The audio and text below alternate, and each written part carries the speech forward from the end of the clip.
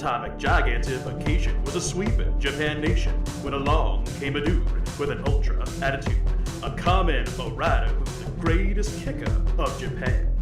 And of all, man, life's too short now, baby, to not talk big now, baby.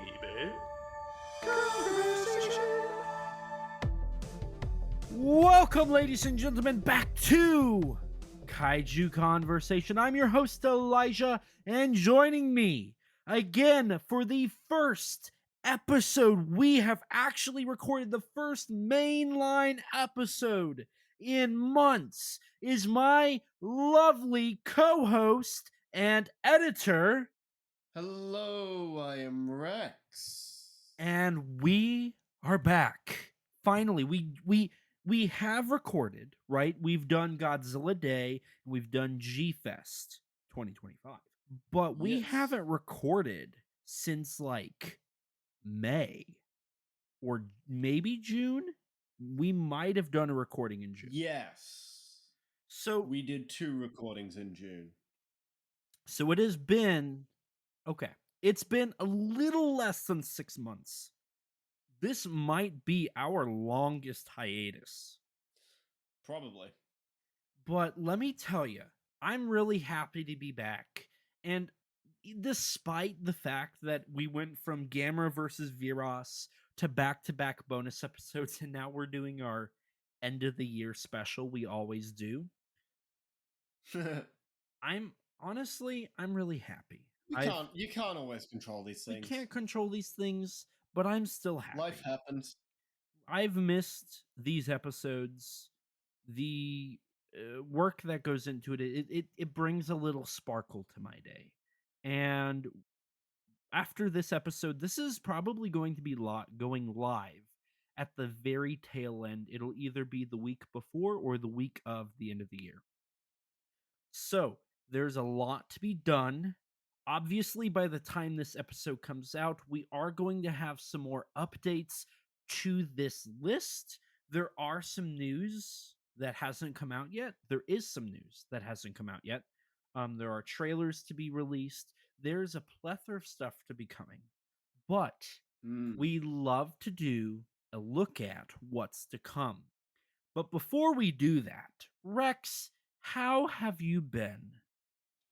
I've been doing pretty great, pretty great, all things considered. We talk more about all that stuff in like the G-Fest and Godzilla Day bonuses, but yeah, doing pretty great. Is there anything, like, you were just on a set the other day? Didn't you say there were some updates with that? Which one? I mean, I know I was on a set on the day after we recorded the G-Fest one. Right. Which, actually, I don't think I have told you about that. No. So that was a little funny. Yeah, so during that while we were recording, actually, I got a message from someone who I had worked with previously, like a month or two prior. A month or two prior when I met him, we got along very well and whatnot, and we talked for a while, and eventually, like, talked about, oh yeah, I have this working on like this web series. It has a little bit of filming needs to be done, and eventually it's like, yeah, I might bring you on. It should be sometime in November. Fast forward to like Saturday, and I get a message from him where the last few days of November, it's like, hey, this project's still a thing. I haven't forgotten you. And yeah, we need a sound guy. So, if you're so let me know if you're free, basically.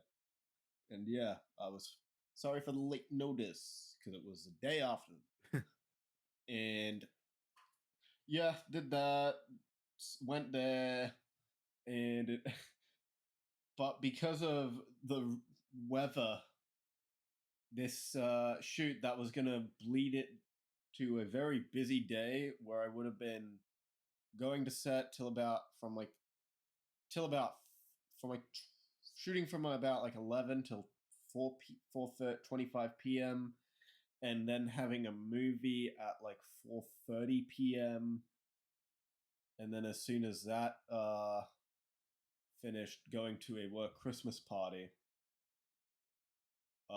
Very busy day, but it ended up, because of the weather, we couldn't film most of what we were going to film.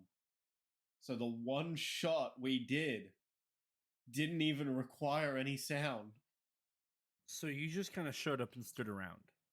I showed up, I got a free burger, and I held up a diffuser and a tube light. And that was kind of it. Good day, all things considered. Sounds like a lot of fun, yeah. Wasn't too bad. Kind of funny, but wasn't too bad, actually. Either way, it was a good chance to see two of the guys that I'd worked with before again, and to meet some new people. One of the guys gave me a car ride to the train station, and during basically the entire ride, we were just quoting David Lynch. Well, unfortunately, we're not recording on a Friday, so we couldn't do that here. Get real. Fair enough. I could have swore you had brought up there was another project you got attached to. Or, oh, no, you're working on a project. I don't know what you can say, but you did tell me you were working on a project. Oh, the script I'm working on. Oh. Yeah, I was actually working on the second draft of the script today, so I sent that to the other writer earlier today. That's exciting. Yeah. Yeah, I want to have another look at it probably like tomorrow or the next day with a fresh set of eyes. And then after that, I'll probably send it to you to get like your thoughts on it. Well, does that mean I get a co-writing credit? No, but you will get a special thanks. Okay. That's the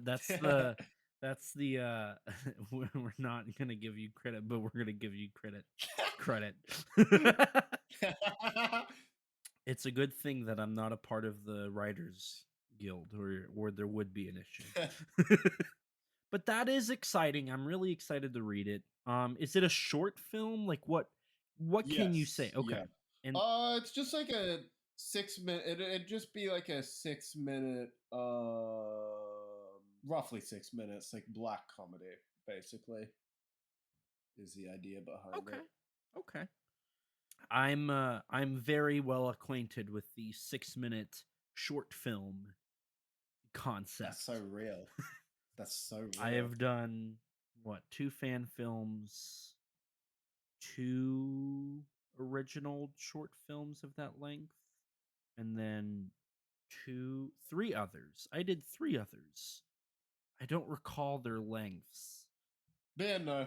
Hopefully all goes well. Hopefully I can actually get this off the ground, because basically the whole thing around this project is it kind of just started off as excuse to bring cool people that I've worked with on sets before together again, so I have a reason to work with them again. So are you telling me there was an idea to bring together a group of remarkable people with amazing abilities to see if they could become something more together?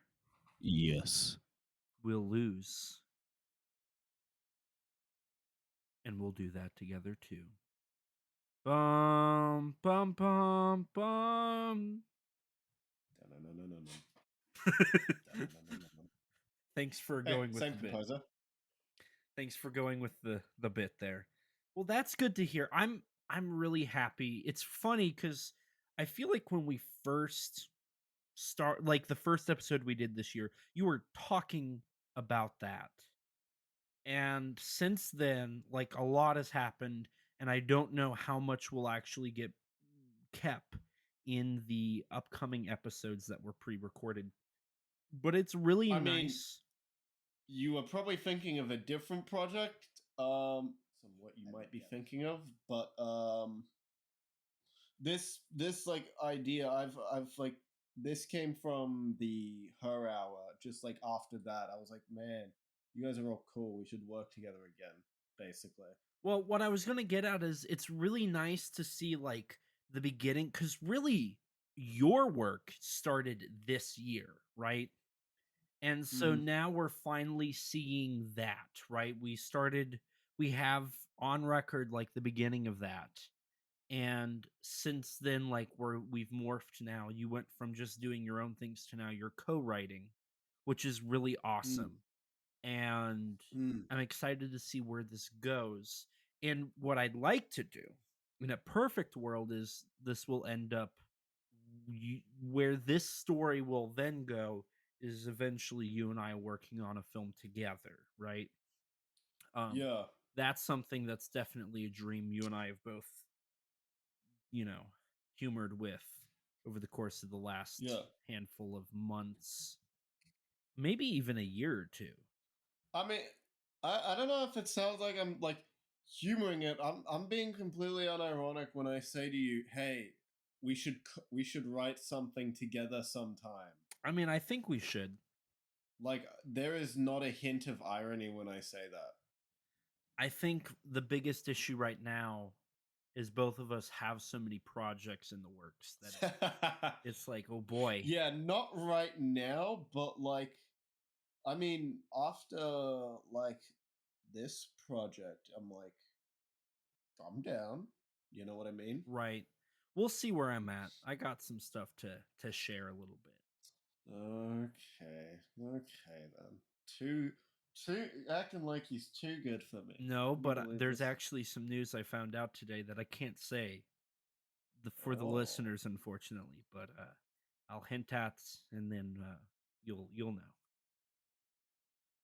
well, what about yourself? Take the floor. Well, for me, it's been a little boring. I've had some issues with my job. I don't want to get too much into it, mostly because there's an ongoing problem um, that might be resolved, and I don't want to say anything that could maybe somehow get back to somebody. I don't know. Mm, I'd like to don't think, want to jinx things. yeah, I don't want to jinx anything. But that has been obnoxious. So in the meantime, I've been doing a lot of work with SRS and kind of getting into the Christmas spirit a little bit. My girlfriend's really big into Christmas, and so that's like we're really trying to go towards that and be a little festive this year. But a lot of work on Crying Free Sex, that trilogy, and we're moving towards Brush of the God finally. It's supposed to be meeting Hey, with nice. Ron soon, so we're gonna talk about what we're gonna bring, what we're gonna make, and where that's gonna go. And then I just found out today that a project I pitched is moving forward, and it would be a Nice. very exciting pitch and a very exciting project, especially because I would be at the helm of it. It was kind of my mind, my idea baby, and I pitched it, and I was told interesting, and we're now in the negotiation process, and we're Is gonna this the thing from yesterday? I don't know, but it is very exciting. So maybe in the coming months we'll be able to talk a little bit more about that when some press releases come out. So besides that, not really anything else. That being said, have you, with all the stuff you've been doing, Rex, have you Yes. watched any tokusatsu since the last recording? No, not an ounce. Not in six Never. Why would months? I ever do that?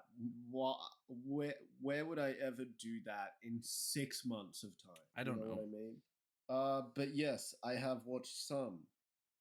I believe our last recording was yeah, okay.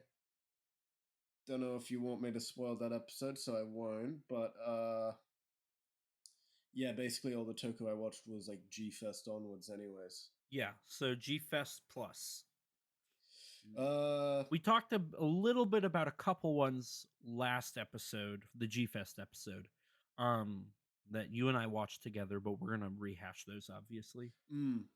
Yeah, so like in terms of like kaiju and toku stuff, it's like there's a fair bit. Like I finished up Pat Labor, so there's some kaiju in that, and there's the Toku show.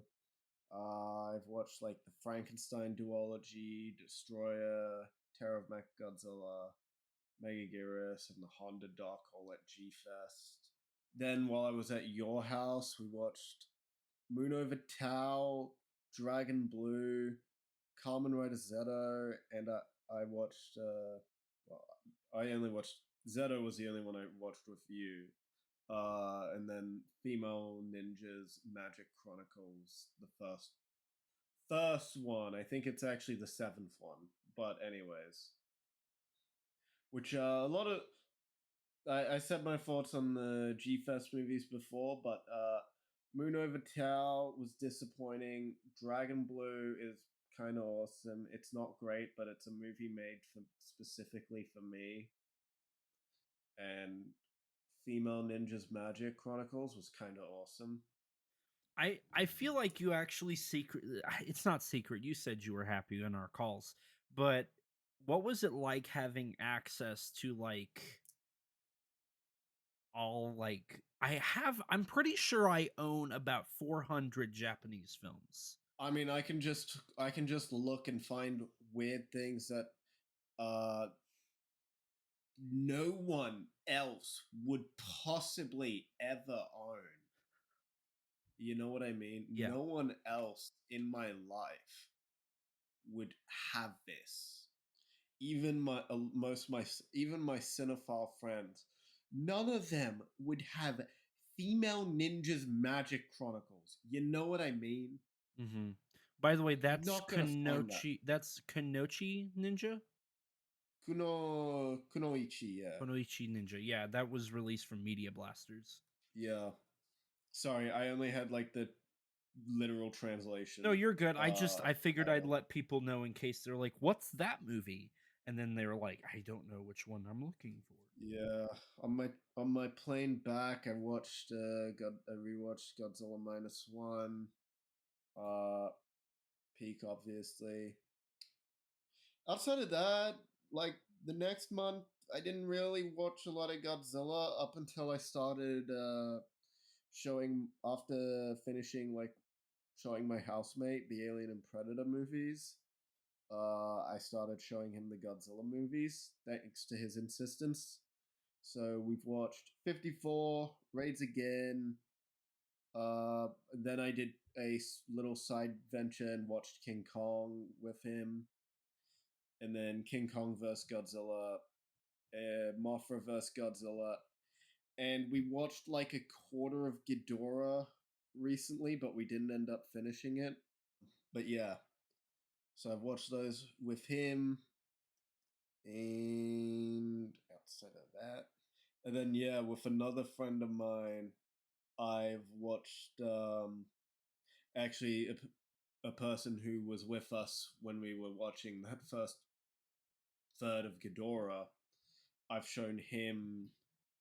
I did a double feature of Godzilla Final Wars and GMK with him. Yeah, incredible double feature. But if I'm going to be honest, completely brutally honest, GMK may not be as good as I remember. That was scary. Not just the statement, but everything you just did there. That it is a hard statement to make. I can't lie. It is a difficult thing to say. It's not that it's bad by any means. It's actually really good in this watch game. There was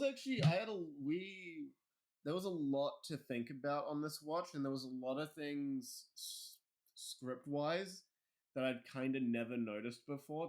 There's stuff that's going on, like parallels between Yuri's arc and how that relates to the Guardian monsters and the actual and Godzilla and the themes of the movie, and how like Godzilla, the spirits are enraged by Japan's ignorance and the willful ignorance, essentially, and how that is kind of mirrored in Yuri and her arc with BS Digital Q. There's a lot of really interesting stuff going on in that script.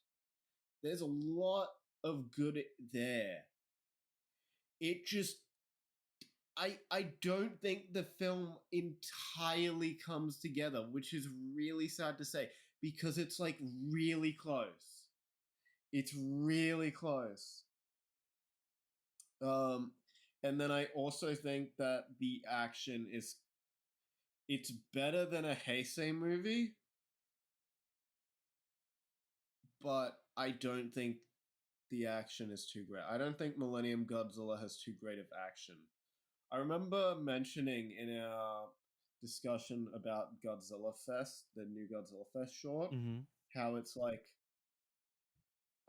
in a lot of modern kaiju movies and kaiju productions involving miniatures, there's not a lot of the monsters getting physical with the miniatures. It will usually be reserved for like very specific like close-ups and whatnot, compared to like the very wide rampage scenes that you'd see in Showa films. And it's like that is something that is so prevalent in the Millennium Era. And it's bit disappointing. And yeah, I think and the fights themselves are they're okay. They're just not great. Final Wars was peak though. Final Wars still the greatest movie of all time. There's no question about that. And if you say anything against it, you are objectively wrong. Terror of Mechagodzilla does not hold a single candle to it. I don't believe you. Well, it's okay to be wrong. Just know that you are really wrong. Nope. I'm a big batter for Terror. But you're just wrong. Nope. What else have you seen? Anyways, that's neither here nor there. I have watched Wake Up the Death Treasure and the first Visual Bandits with you. And Crying Free Sex. And Crying Free Sex Never Again. I think that's it. Really? I believe so, as far as I can recall. I don't think I've watched any TV Toku. Interesting. There is a person I know who seems interested in Sentai. Oh. So, and they were talking about like maybe watching because they grew up with the original Power Rangers and Power Rangers Samurai, which I grew up with Samurai and I've seen Ranger, and they were talking about like watching the original Sentai series sometime. So maybe I'll watch that with them soon. Maybe, I don't know. We'll see. Interesting. Okay. Yeah. Realizing GMK is maybe not as good as I used to believe is actually heartbreaking, though. I can't lie. That tracks. That seems very, very Rex of you. It is still really good. It's still good. This might be me just huffing a lot of copium, though, a little bit. Anyways, what about yourself? Have you had any revelations recently? Well, I'm very happy about how like Buckaroo Banzai would disappoint you or something like that. No. Good. So, I'm very happy that you went on about your like midlife crisis, because as you got to continue on about your midlife crisis, I realized that I had forgotten quite a few films I had seen. So I got to add those. I wrote those down real quick so I wouldn't forget. So I've actually, I think, watched more than you have. Which is interesting. That's insane. Yeah. So we're gonna quickly brush through Terror of Mechagodzilla. This never I happens. know. Terror of Mechagodzilla, Godzilla versus Destroya, Godzilla versus Megaguirus, Frankenstein versus Baragon, and War of the Gargantuas at G Fest. I actually rewatched Frankenstein versus Baragon with my girlfriend to introduce her to that. She likes Frankenstein, and so when she found out that Toho had produced him, she wanted to see it. She wants to see the sequel, Gargantuas, but we haven't got there yet. The whole reason that we actually started with watching the Frankenstein duology is because we finished watching Godzilla versus King Ghidorah. That is now her Oh. like seventh or eighth Godzilla movie. She has seen Godzilla 54, Ghidorah the Three Headed Monster, Son of Godzilla, Terror of Mechagodzilla, The Return of Godzilla, Godzilla vs. Biollante, King Ghidorah, obviously. She has seen Godzilla Final Wars and Shin Godzilla, which actually leads me into I rewatched Shin Godzilla in 4K in theaters, and then I also went and saw Shin Godzilla Orthochromatic in theaters, which was pretty cool. I will say the one problem about that is when they announced the Shin Godzilla Ortho screenings, they had something messed up on the website, and I'm sure a couple people also remember this. So when I went to order my tickets through G Kids, the website directly for Orthochromatic, when I got to the theater, it was in color and I couldn't get a refund. So I ended up paying for total 6 tickets for Shin Godzilla in theaters after paying for 2 tickets back in 2016. So I've paid to see Shin Godzilla 8 times. 8 times. It's not worth it. Um, Hey, some people would disagree with you there. I disagree. But I also did get to see Destroy All Monsters in theaters again, which was okay. I actually got to go see it because there was a comic book from IDW that came out very recently that took place in like the nearest city to me, and they were doing a huge like celebration. And so they had one of the comic book artists at a local comic book store. So we went, I Nice. got two 11 by 17 prints, and I got him to sign both of those prints and a comic book. I bought the comic, and then a local theater, like a week later, was putting on another show. They had the PBR beer Godzilla glasses, so I nabbed 3 of those. I got the other guy to sign that comic, and then we saw Destroy All Monsters in theaters. My girlfriend fell asleep. um, Nice. Oh, for so Destroy All Monsters? How ironic. yeah. I don't know. I will say we also I've already established what her and I have watched, but I believe Return and Bio was in this time frame between the last recording and this recording. Outside of that, other things, I actually watched 5 episodes of Toei's Kamen Rider. Yes, King. So I've now watched Kamen Rider Zio, Shin Kamen Rider, and 5 episodes of Kamen Rider 71, which I'm really liking. I really like Kamen Rider so far. I've thought It's awesome. it's looked really good. The cinematography's great. The storyline's pretty good. Um I need to pick back up on it, but I also need to finish at this point. I'm probably just going to start rewatching Ultraman 80 and calling it good because I don't remember which episode I ended on at all. Um, so I might just restart Ultraman 80 and do a little bit of Kamen Rider. Outside of that, I did check Says out the he'll Shin. never do it. He'll say it. I might. I did check out the new Shin Godzilla dub at home. I don't believe I finished it, but I checked it out. It was interesting. Outside of that, I think I've heard it's better. I don't know. I don't remember. it is a little bit better. It's a little less ridiculous. Outside of that, I saw Well Shark, which I might have seen per the last recording. I don't think I did. It's the first of a trilogy of shark movies from the company Big Summer. The second film is Love Shark, And the third film is Last Shark, and Last Shark actually has kaiju in it. Um, hopefully, those eventually get released stateside. On the Well Shark Blu ray, however, there's a short film as well called Shark of the Dead. I checked that out. Other things I've watched in the world of shark movies, I saw Hot Spring Shark Attack that got released on Blu-ray here. I got to check that out. It was actually pretty good. I enjoyed it a lot. Definitely on the higher end of independent films. So if you haven't already, check that out. Besides that, the obvious stuff that I'm gonna run through real quick, working with SRS Cinema, I saw Dene's Chaos, Dene's Kick, and Dene's Q, obviously with those releases. Outer Man, I also got to see. I watched Wake Up the Death Treasure and Visual Bandits 1, Tombstone of the Blank.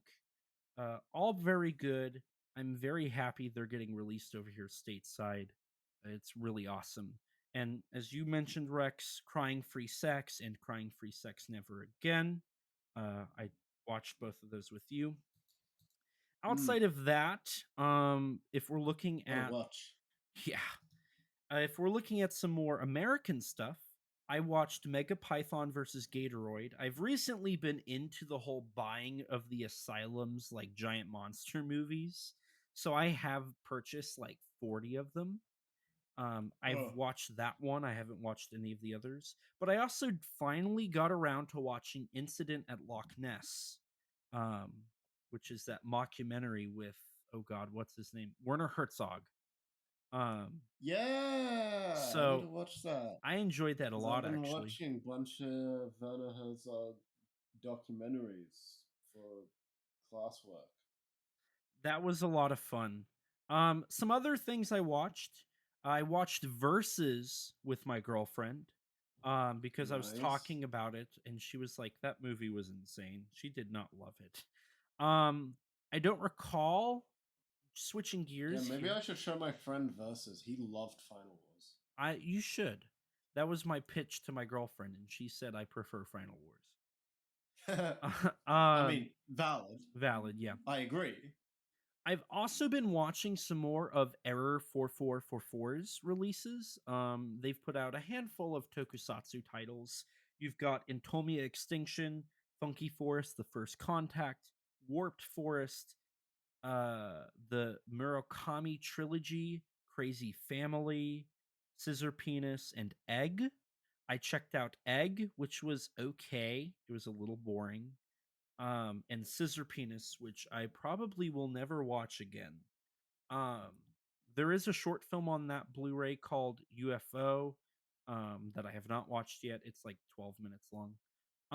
That Scissor Penis is directed by Naoki Tomomatsu, director of Stacy Attack of the Schoolgirl Zombies. Uh, Oh, our favorite yeah. man. So if you want to know the problems with that, definitely go check out our Stacy episode. Otherwise, I watched a J horror movie called Door from the Ooh. 1980s, late 80s. Oh, really? Yes. Um, I have Door 2 Tokyo something. But I have not watched it yet. Oh, that did actually remind me of one film I forgot. Let's hear it. Sayuri, House of Sayuri from Koji Shiraishi. Is that the or Ryunosuke? Yes, Rensuke Yoshikiri Oh, that's cool. adaptation. Yeah, it wasn't bad. And It was pretty decent. Hmm? no, go ahead, go ahead. Oh, I thought you were gonna ask something. No, keep going. Yeah, it was pretty decent. It's interesting because it kind of goes from being a horror movie to a bit of a comedy a little bit at certain points, which is interesting, which I wasn't necessarily expecting. Although, in retrospect, it is Shiraishi, so Mm-hmm. that kind of makes sense. And it has one of the cast members from what you call it, Kawasugi in a little cameo, which is fun. You even have the Koji Shiraishi trademark worms, kind Okay. of. Now, I know that doesn't make sense to you, but you just need to watch more Koji Shiraishi. fair enough. Now, you also saw another J horror movie that you didn't bring up recently. What did I not bring up? You went to a film festival, did you not? Oh, how did I forget that? Jesus Christ! Yeah, I saw Exit 8. Yeah, So yeah, I saw Exit 8 as well. let's hear your thoughts on that real quick. Yeah. So going into Exit 8, I don't know. I don't think you are particularly familiar with the game. Okay, real quick, let's see if I am. You are in a subway. You're walking through a hallway in a subway, going to the Yes, 8th Shinjuku exit. Station. Yes. Okay, I didn't know it was Shinjuku. You are walking through this hallway. There are 2 doors on the right. There is like 5 or 6 posters on the left. There is a clear line in the middle to Have you determine. just watched like Markiplier or someone Shut play up. it? There is a thing that's counts up to the exits. You start at 1 and you have to get to 8.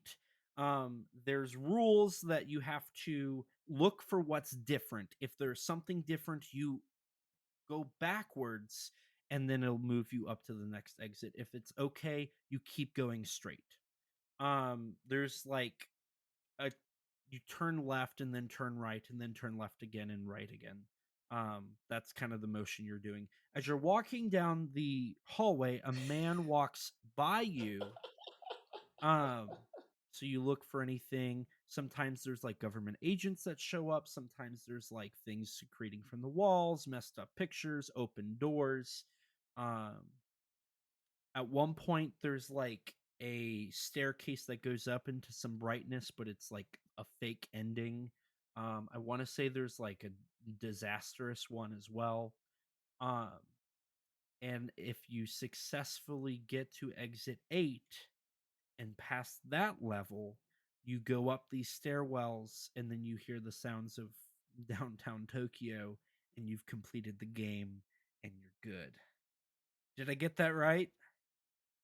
I am absolutely flabbergasted that you got more than the bare basic premise. I'm proud of I am myself. flabbergasted. I took mental notes. Congratulations on watching a lot too much Markiplier. It Too was much one Twitch episode. streaming. It was like 30 minutes long, but it's the same thing over and over again. That is very true. But yeah, that's pretty much the game. So it's like, but a little bit of interesting context for it. The whole idea behind it comes from the fact that the Shinjuku railway station is like a nightmare to navigate. So that's the whole idea behind Exit 8, essentially. That Fair it's enough. Shinjuku Station turned into liminal horror. But yeah, so it's such a simple game with such a simple premise. It's an anomaly horror type deal. So it's like, in my mind, when it first got announced that it was being adapted into a film, I'm like, okay, that's really interesting for a J horror. Mm-hmm. How do you do this?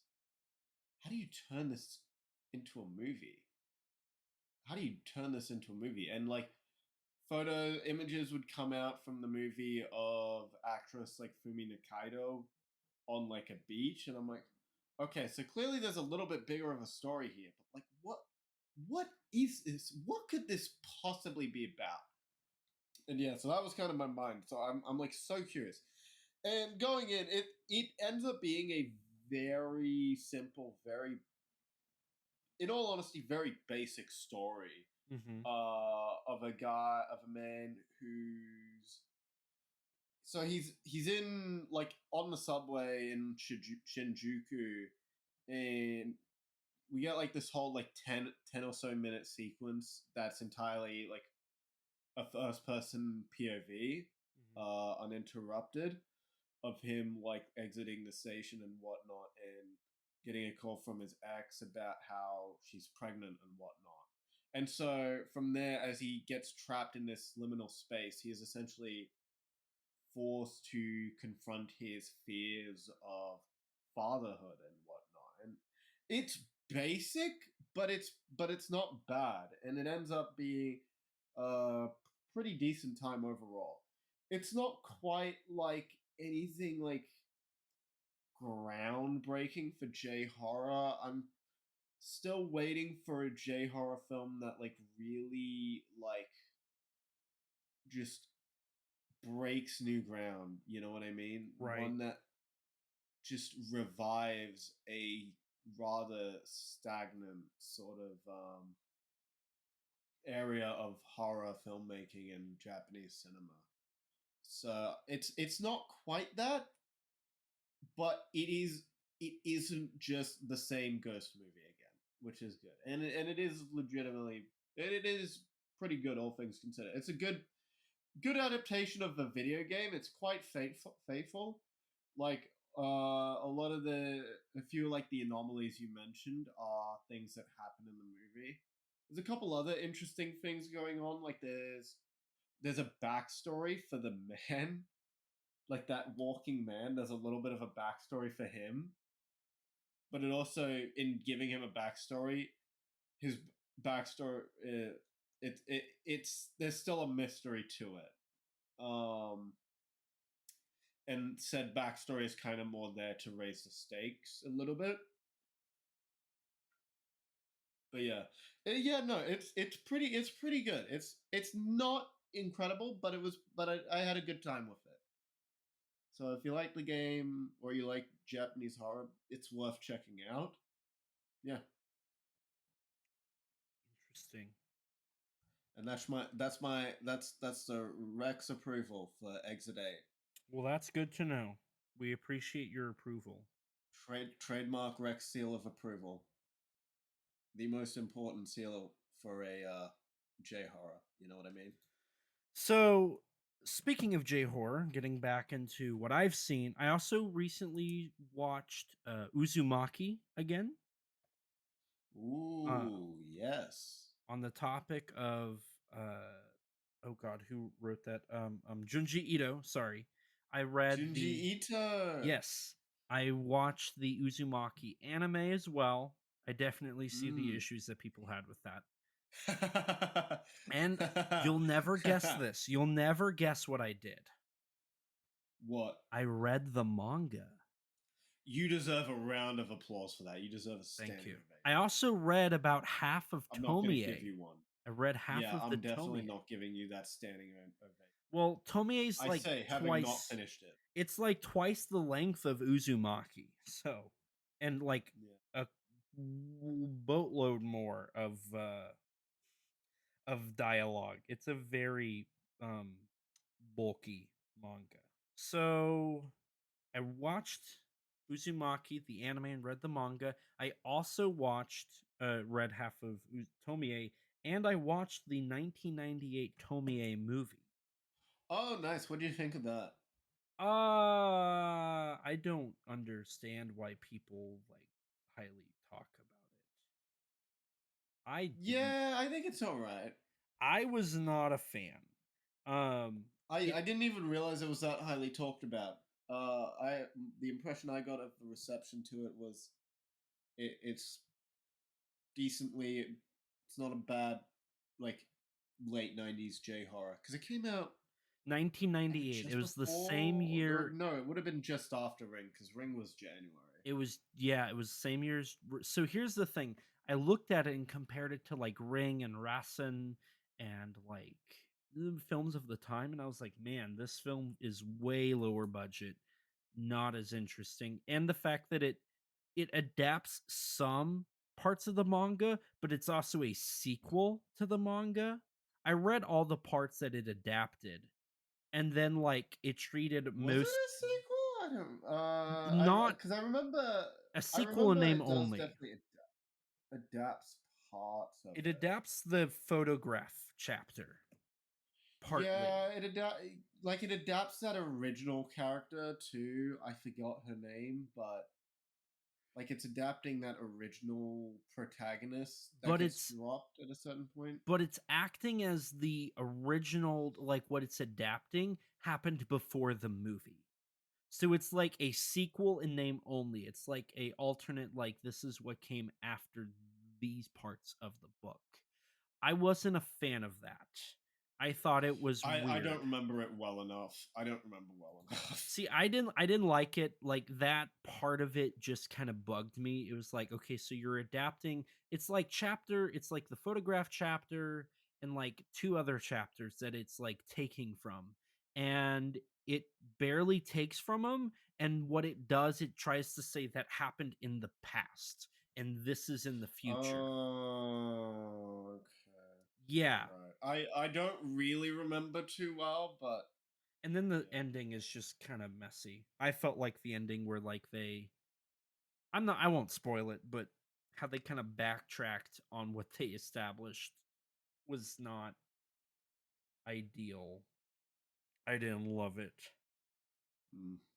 Yeah, I don't know. My memory on Tomie is too fuzzy for me to Fair enough. really comment too much. And Beyond like, I feel I feel like the actual build up itself to Tomie and her eventual appearance, I do really enjoy. yeah, I would agree. I think the tone before they started to like bring the book in and try to like say, "Oh, if you know the book, this is what happened, but if not, well, we're not going to go back to that and we're going to be really cheap with how we do flashbacks." That part just kind Mm, of really annoyed me. So, I right. watched that, Okay. and then I also recently got, not recently, but the Radiance film released Dai Gothic 2.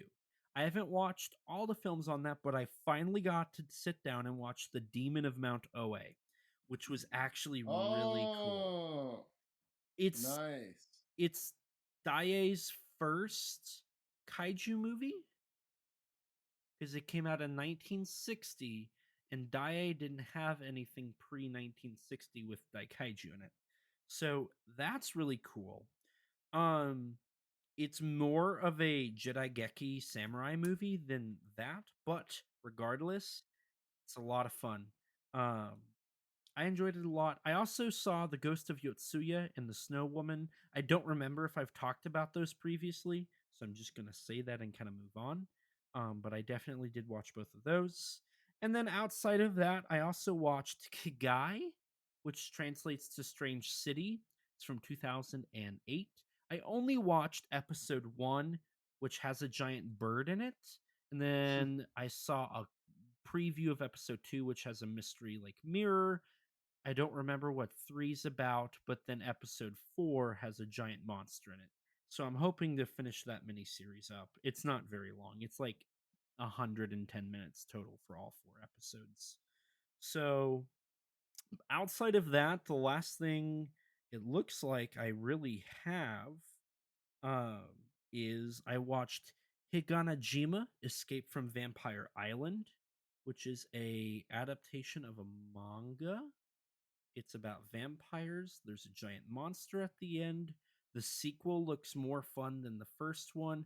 I didn't care for the first one that much, but I also have an issue with late 2000s Japanese horror because they all look similar and they all kind of follow a similar premise, and it's just What do kind you of mean by that? Like, they in don't what hide way? anything. It's all very actiony. They're like trying to make it more Uh, exciting for the audience instead of like making it. And I guess that's from the so, manga. I mean, are you talking more about like a splatter film or? Yes, it's definitely trying to be more of a splatter film without the gore. Oh, okay. So it to me it left a little bit to be desired. Um but outside of that, I mean that's everything that I could remember, which is quite a bit. Um Yeah, that's more than like ever for you. yeah. It really So has been 6 months. and then obviously, real quick, Kamen Rider Zeo, Muno Vertao, Makaraga, and I think that's all the ones we watched. So, I remember um, us both being disappointed in Moon Over Tao. yeah. You also saw Superman with that has a kaiju. I did see that. Yes, it has a kaiju in it. The Was it good? Guyver too. I watched that. Yeah, Okay. Superman was great. And Guyver Guyver, too. first Guyver. Okay. Uh, well, the suits look really great. Mm-hmm. Um, I've been told it's not good. I was told the it's action not. looks good and the suits look good, and that's about it. The suits look amazing, That was a and that's the best compliment I can give it. oh god, who It is directed pretty that? cool that it's James Wan. Steve Wang. Steve Wang. That's Steve right. Wang, the guy who made the Predator suit. and And did Screaming Mad George. yeah, Scream. I remember. did. Yeah, He directed. Steve Wang also did Kung Fu Rascals, which I need to watch. He and she. Having I mean, I'm not the most familiar with Guyver, but I have read a little bit of the manga in like Mhm. high school. Some people swear by those two movies, more so Dark Hero, which is the sequel. But like a lot of people try to say that those movies are like, There's a lot of people who even swear by like that first movie. I'd say yeah, it's not very good at all. isn't Mark Hamill in it like very briefly? He is he's in a good chunk of the movie. He's a main character, but he's not Oh, the main character. yeah, but He actually gets to. Do you care for a spoiler? don't tell me spoilers because I do want to watch it. Doesn't Oh, okay. I do know in the marketing they like prominently put him in it, and then they were like, "Oh, he's Yes. not even the Guyver." No, he's not. So that's funny. It's the no-name actor, That's funny. Jack Armstrong. No. The suit itself is beautiful, though. All of them are beautiful. Steve Wang was really the goat. I But man, So, did you have any other ones you wanted to bring up? I just want to say one more thing about the tokusatsu we've watched before transitioning. I just and this isn't just me like self-promoting or, talking up SRS cinema. I highly recommend anybody who likes kaiju to go check out that Visual Bandits Blu-ray for at least Wake Up the correct. Death Treasure and Visual Bandits Tombstone for the Blank. The visuals in both of those movies are really good. And Visual both Bandits was really good. I was really pleasantly surprised watching that. and both of them, like on average, the runtime for all four movies on that's about 50 minutes, which is not long. They are very nice. Also, I am gonna quickly shout out this. This is me now patting myself on the back. One of the things I did do in between like Amity Q work and all the SRS other stuff and all that is the Japanese kaiju movie database, which is a ever growing list of now 400, it's 410 or like 11 or 12 movies of every Japanese movie that includes giant monsters, that is live action, that has a runtime of 50 minutes or longer. So, if you want to look into what other giant monster movies you could possibly watch, that's going to be your go to because there's a plethora of them. Some are really obscure that don't even have posters. Some of them are the most commonly known things in the world. So definitely Mm, check that out. I know you found out a couple of titles that you weren't even aware about through that correct. list. So um, I learned stuff. If Rex and I both learned stuff from that list, clearly it's got to be something. But outside of that, I do want to give a quick shout out. We got another 5-star review on Spotify. So thank you No to way. whoever did that. Unfortunately, it doesn't give us any reviews, like it doesn't give us a rundown. But we got bumped up a little bit after somebody gave us a 3-star. So if we can continue to get those 5-star ratings and bump that 4.6 up a little bit more, that would be great. We would highly appreciate it. Transitioning here now, I think we should now talk about a couple major things.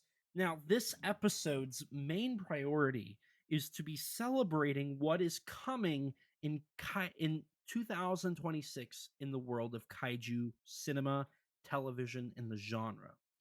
We're not doing books or Yes. comics because we'd be here all day. Real. But I'm going to start us off with something kind of sad to get it out of the way, and then we can celebrate everything else. And for anybody who has listened to these Kaiju in insert gear here episodes, you're already aware we always talk about, despite the fact neither of us watch it, Super Sentai. Yeah. Obviously, the usual norm is there's a Super Sentai show currently airing. Once it's over, there's going to be a movie or two, and then another series is coming. That's typically what we say. So that's not happening anymore. TV Ashi, correct? Asahi. Asahi announced that they would no longer be airing Super Sentai in 2026. Right. Now, for people who love Sentai, I'm sorry, but a lot of those people were coping. They were saying, "Oh, we haven't got confirmation from anybody who is working on number 1 Sentai Gozuger. We don't have Toei commenting on this. This is just a news article from Japan. What's this We've got actually Toy mean?" Leaks. They're gonna rebrand next year. Yeah, they're going to turn Super Sentai into Hero Universe? Something Hero Squadron. Hero Sentai. Squadron. Something. Yeah. Oh, look at this Thai promotional image where they say Heroes Universe.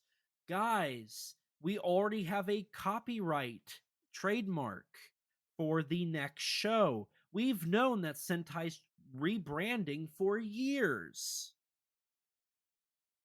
That was a There was a lot of copium being huffed. there was a It was lot. very confusing times for the Super Sentai community. Which is funny because this To has be been fair, it is a case of like every year, quite literally every year, people are like, Super Sentai is dying. but that's true. Yeah. Like if you so recently another news article came out, which I'm happy we waited till after that came out so we can talk about it more. The obvious thing is Bandai's toy sales compared to Kamen Rider and Ultraman for Super Sentai are not there. They have been Yeah.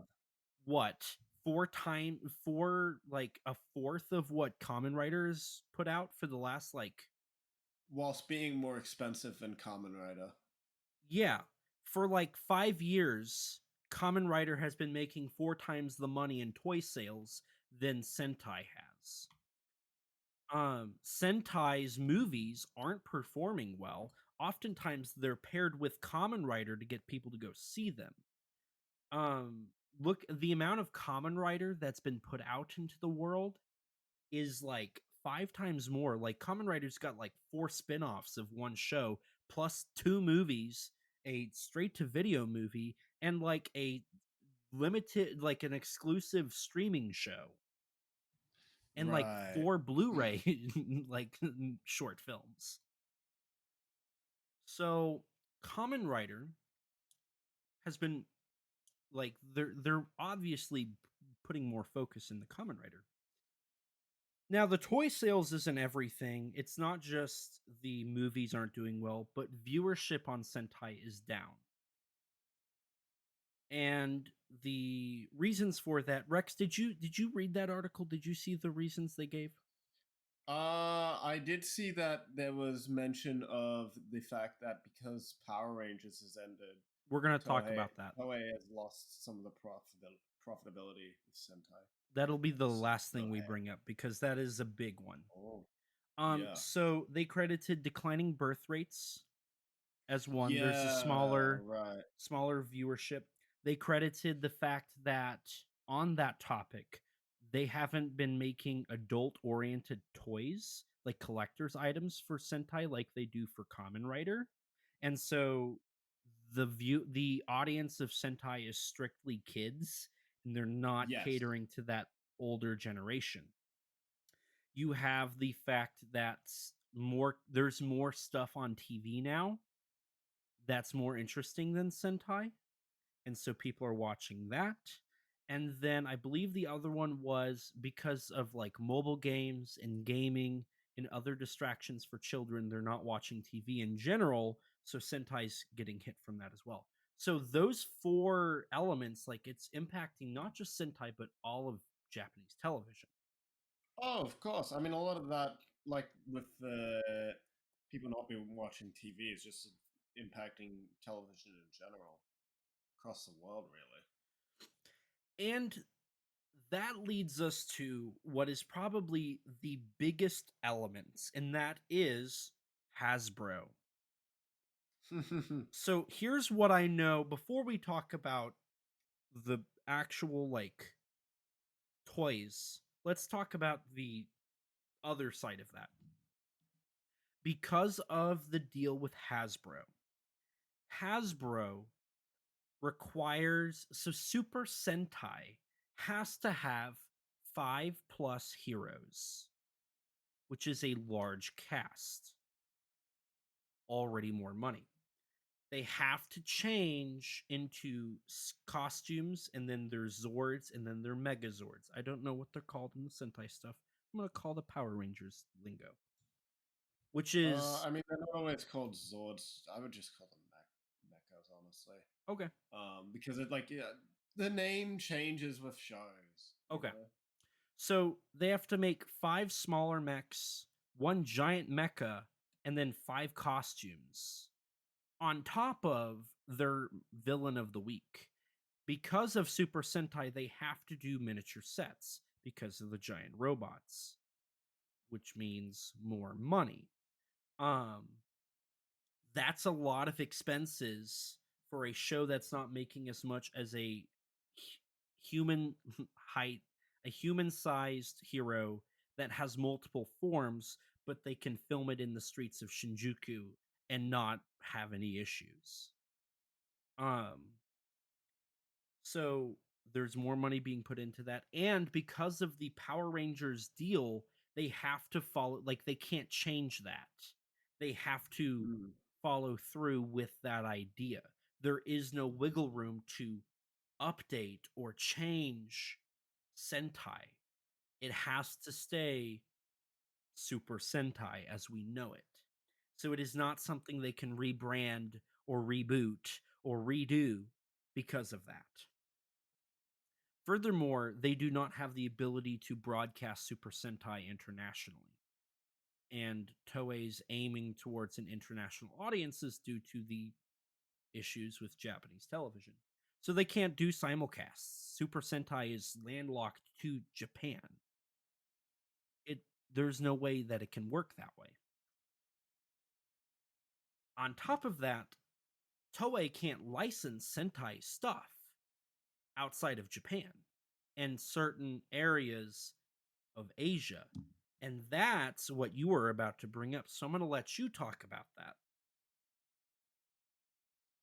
I mean, yeah, because of Hasbro and the restrictions of Power Rangers.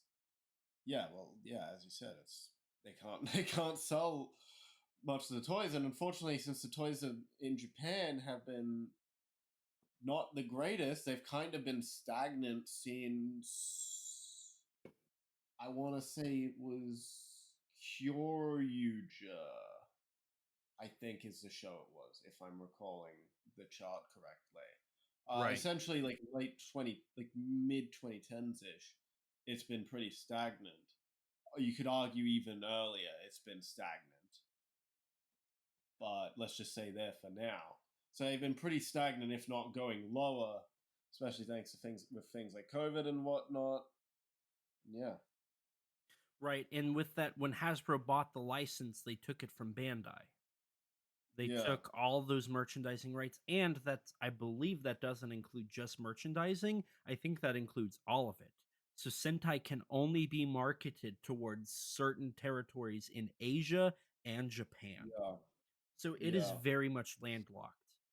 And with that, until Toei somehow can get out of that contractual obligation, they are forever stuck to never touch Sentai again. Now, I know, correct me if I'm wrong, but there's news reports that suggest that they might return. I mean, yeah, Shirakura, who's the producer, the main sort of Toei producer for Kamen Rider and Sentai, has talked about how, like, yeah, in time Sentai will probably return, which I don't think is very surprising at all. Like, it's a series that has aired for about 50 years, pretty much straight, I mean, like Kamen Rider and what we'll soon be talking about, Metal Heroes, can't say that they've had like 50 years straight with no breaks at all. You know what I Ultraman can't mean? even do that. Exactly. Ultraman can't say that. None of them, other than Sentai, can say that. So I don't think it's really any shock that it's like, yeah, Sentai will probably return in some form eventually. I'm So sure it will. I agree with you, and I think what will really make that happen, We live in a day where reboots happen for everything. You know right? what I mean as well? I think what will make that happen, and this is my like conspiracy theory, is so I guess we'll talk about Power Rangers because there's nothing coming next year. So when Hasbro bought the brand, they finished up the show that Saban was working on, and then they worked with Netflix to do like 3 or 4 more shows. And then when their contract with Nickelodeon, did I say Netflix? Okay, I meant Nickelodeon. When their contract with Nickelodeon ended, they yanked it from them, made a deal with Netflix, did the Power Rangers Once and Always movie, and then they did Dino Fury Season 2, and Cosmic Fury. And that was supposed to be the beginning of a very rich relationship where Netflix was producing original Power Rangers content. But after Hmm. Cosmic Fury, Hasbro then fired like the producer of it. I don't think they fired him. I think he's quit. They got rid of him. They got rid of all their suits. They got rid of their filming grants in New Zealand. They ended their deal with Netflix and they stopped producing anything. And then they were supposedly developing a young adult, like a reboot of Power Rangers that was like darker. That got canned. At one point, Power Rangers was going to be in their shared Hasbro cinematic universe with GI Joe, which started with Snake Eyes, Bumblebee. I think there was like a Micronauts movie in development. There was like 5 or 6, and Transformers, Rise of the Beasts. exactly. And they were doing And from what. it's the sequel that's totally still happening Mhm. with So no Michael Bay involvement. No. What Bumblebee announcements happened? Bumblebee underperformed, Rise of the Beast underperformed, Snake Eyes underperformed, and I'm pretty sure by like when Snake Eyes underperformed, they went ahead and canceled what was going to be a remake of Mighty Morphin Power Rangers that took place in the 90s that was in this shared cinematic universe. So that died. R.I.P. And so Power Rangers, I mean, Hasbro then canceled their Lightning collection, which was like the most popular Power Rangers toy line ever. It featured original artwork from Tom Wayland. It was like these articulated figures that ranged from about $20 to $30, where they like did every possible character they could. They canceled that, and then they sub-licensed. Bear in mind, Hasbro's a toy company. They sub-licensed it to Playmates and said, "You can make Power Rangers toys," which is where the Reignition line came from, which is then included like AI upscaled HD transfers of Mighty Morphin that's on YouTube. That people are like, this is pointless and stupid. The Playmates license, Playmates then went and reached out to Ninja Kids on YouTube, asked for them to do a TV show. A trailer leaked where they used a ton of AI. That got pulled. The project got pulled. So the original Power Rangers content for that got killed. Um, and now they're sitting on a project that's developing on Disney Plus, which this is now the second time that Disney has been involved with Power Rangers because Disney originally bought Power Rangers from Saban in the 2000s. If you want my honesty, I don't see the project going anywhere. It seems like every Power Rangers project since 2017 has scaffolded and died, besides I think it was, oh god, it was Dino Charge, Dino Supercharge, Ninja Steel, Super Ninja Steel. I think after that it would have been Dino Fury. I could be wrong. There might be one or two shows after that. Dino Fury, Super Dino Fury, and then Cosmic Fury. So Power Rangers is dead. I'm just gonna say Power Rangers is dead. And with R.I.P. Power Rangers dead, Sentai had nothing to go off of. So both are dead, and what will probably end up happening is eventually Hasbro will sell the license because they have nothing to do with the license anymore besides sub-licensing. And what would be hilarious if somehow Saban bought the rights back. Because that's happened. Saban sold the rights to Disney. Disney did it. Then they sold it back to Saban. Then Saban sold it to Hasbro. I'd love to see Saban somehow pick those rights back up just for history to repeat itself, and then like Toei and Saban work out a new deal, and that creates more Sentai and more Power Rangers. Or I could easily see Toei trying to like outright buy the Power Rangers license, and then I don't know, like license out the Power Rangers stuff and then reboot Sentai. I could see them trying to do something like that, or just buying out the contract for the Sentai stuff and letting Hasbro keep Power Rangers. But I don't know if Toei would do that. I feel like if they're going to do anything, they're going to get all of it. Yeah. But following all these announcements of the death of Super Sentai came a new trademark for a Space Sheriff Gavin series, of all things.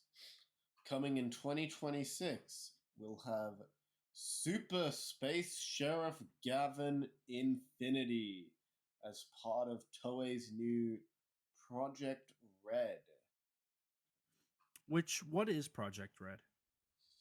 It's like just Toei's new sort of tokusatsu project. Instead of doing a Sentai series of like multicolored heroes, we're going to have it's focused on a singular hero who is series franchise featuring like red colored heroes. So they're doing the Red Ranger from Sentai as a solo Basically, show. yes. Basically, yes. Gavin is now red. Which is funny because they had Spielbahn. Yeah, But he's right there, guys. Come on. I guess He's it's right because there. I guess Gavin's just more popular. The one who's known Yeah. and people remember. It's a reboot, if I remember right. It's not remotely connected to the original show. Yeah. But yeah, it's yeah, they plan to have like crossovers and whatnot between the Project Red stuff. So basically, what Sentai and Kamen Rider are already doing. I wouldn't be surprised if Kamen Rider ends up crossing over with the Project Red stuff. Probably yes. This is it's literally just the replacement for Sentai. It's taking up the superhero time slot. The real major difference I see here, outside of the fact that it's Gavin and it's focused on a singular hero, is that the real like key difference is that based on the marketing, it looks like they're kind of trying to appeal to an older audience, much in the same way Kamen Rider Zets was appealing to an older and also an international audience. I think they said they were going to do an international audience for the Project Red stuff too, like simulcast. Yeah, I think so. I mean, the title Project Red is in English for a reason. So. Mm-hmm. Which I think starting with Gavin is part of the whole like recently Toei's licensed almost all, if not everything, Metal Heroes besides like 5 things to Discotech. Discotech's down to like 4 shows to release and like a handful of movies. So like obviously Metal Heroes is one of those things that Toei's probably trying to get out there to international audiences. Like Just Beyond's really popular in Brazil. There's a ton of stuff like that. So yeah, that's exciting, I guess. With one dead franchise comes the rebirth of Metal Heroes, which is which very I mean funny. almost came back many years ago. It almost replaced Kamen Rider in the superhero time spot Really? alongside. Yeah, because Kamen Rider Ryuki was originally a Metal Hero series. Really? They weren't going to do a Kamen Rider series. But then 9/11 happened, and they're like, the people need Kamen Rider. I'm not making this up. What? I'm not making that up, by the way. So, and that's not the because they also tried to bring back Gavin with Yeah, Gavin has appeared. Yeah, it was is it Gavin. Gokaiger? It was either Kaiju or the Gokaiger movie, or I think a it was the movie, one of Gokaiger the superhero movie. movie. I think it was the movie, Yeah. and then they did the I mean, there's Gavin movie, yes, that's right. Yes, you are correct. Yes, and then it was there is that, that Gavin movie. and then it was the. It's a trilogy of movies that's the Metal Heroes and the Sentai. What is that called? The Superhero Wars, or is that the Show Hero Tyson? I think that's a different one. I think the Metal Heroes Yeah, might show up in that, but I there's think, like a trilogy yeah, of Metal Heroes and Sentai crossing over movies. yes, there is. It might be Movie War. I don't. There's a lot of Sentai movies, man. Okay. There's a lot. It's kind of hard to keep track of if you haven't watched them. The point being, they've tried to bring back Metal Heroes what twice now in the last 20 years, and Yeah, now it's actually in full force. yeah. We'll Just see if it Beyond had works. that Brazil movie, didn't it? Did that actually Yeah. happen? There was someone I know who really followed that closely. I'd have to ask them because I genuinely do not remember. Because If I they know did they or did that trailer, but I thought I heard it was just that trailer. According to what I can see here, it hasn't happened. R.I.P. Maybe one of these days. From everything I can see, it was like a short film, and it was only that. But like the fact that Toei did license that tells me that perhaps, that was maybe an attempt to bring it to an international audience. I wonder if COVID helped kill that actually. But it is exciting to see Gavin. It'll probably get simulcasted, which means maybe I should watch Metal Heroes because I own a handful of the seasons. But that is a look at something coming in 2026. However, that's not it. There is a couple other things that's more happy that we're going to talk about. I think what we should do here is transition into the recent Gamera Day. Gamera's 60th anniversary was held on November 27th in Japan. That'd be November 26th for the United States. If you live in the United States, you technically got two Gamera days. So, with that came a handful of announcements and a 2 handful of days of releases. nothing? Hell yeah. Yeah. It is important to note that Daiei or Katakawa announced a couple months back 4K transfers of Gamera the Giant Monster, Gamera versus Barugon, and Gamera versus Gyaos, overseen by Shinji Higuchi. And who was it? Do you recall? No. There was somebody else. They oversaw it, they did the transfers, and they were released on Gamera Day on disc in Japan. They featured new bonus material, old bonus material, cool posters, and from what I've seen, the reviews for that are actually very good. Yeah, I've heard good things about them. But another cool thing about it is in France, they actually secured the license to those, and they're getting released here before too very long. So that's really exciting. That they're already seeing overseas releases. Norman England did English subtitles for them, so they're Hell newly yeah. subtitled. So perhaps these will see their way over to the U.S. maybe with Arrow, and maybe some international markets will pick them up.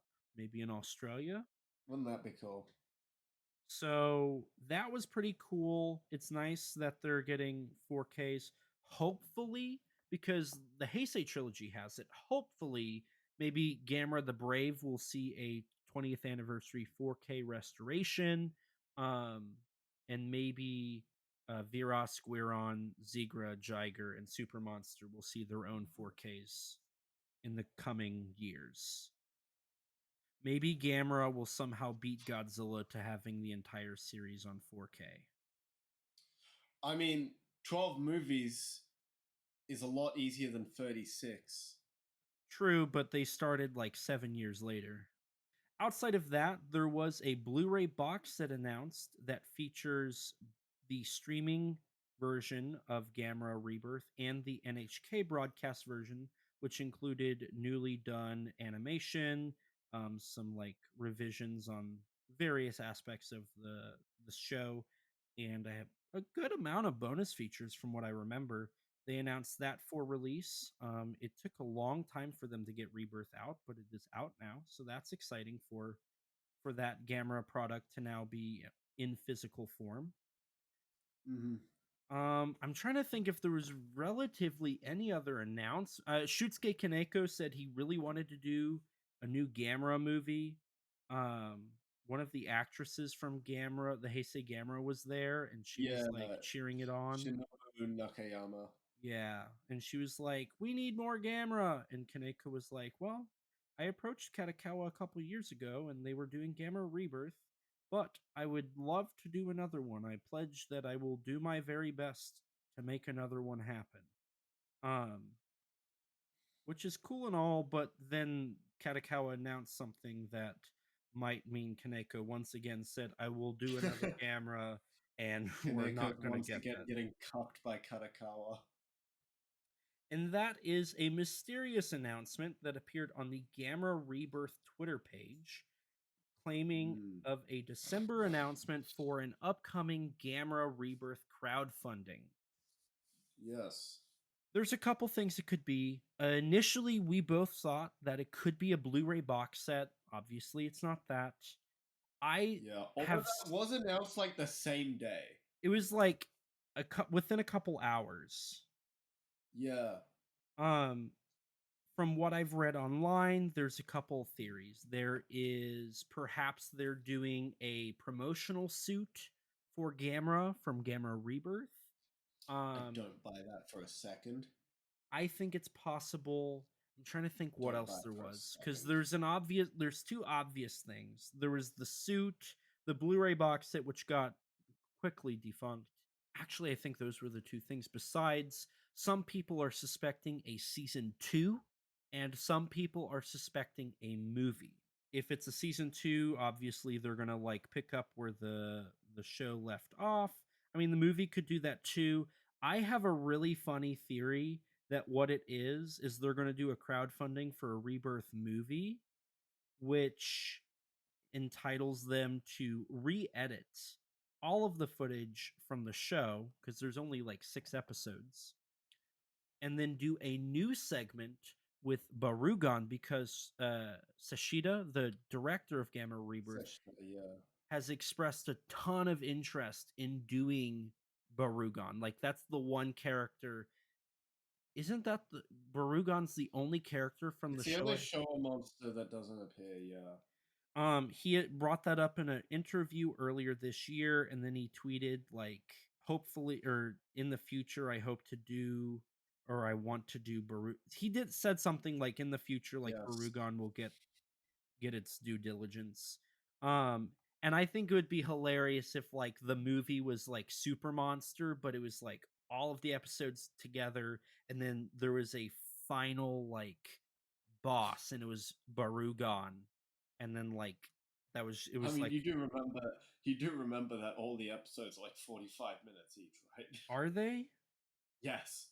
That's why it's 12 episodes on the TV broadcast. Well, maybe they do a thing where like it's like a trilogy of movies. It's the Rebirth trilogy. Of course. 6 episodes. Hell You put yeah. two together. I mean, you cut up some of it, right? You can cut some of it. And then you have the trilogy. And the third film is extra long because there's an additional like 30 minutes with Barugon.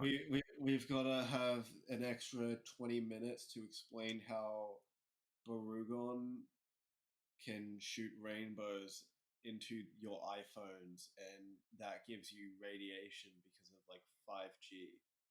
You know. hmm I actually saw a couple people suspect that the inclusion of the iPhones at the end of Rebirth was hints towards Legion being in the next season. So in theory, that would mean that it would be Legion, Barugon, and then they would bring back Iris, I guess. I don't think they would Zetus, do. come on, I Zetus, come I on. I Let's don't leave Iris alone. I don't think they'd bring Zetus back because I feel like isn't it like in some sort of like material from Gamera the Brave that Zetus is like an offspring of Barugon or something.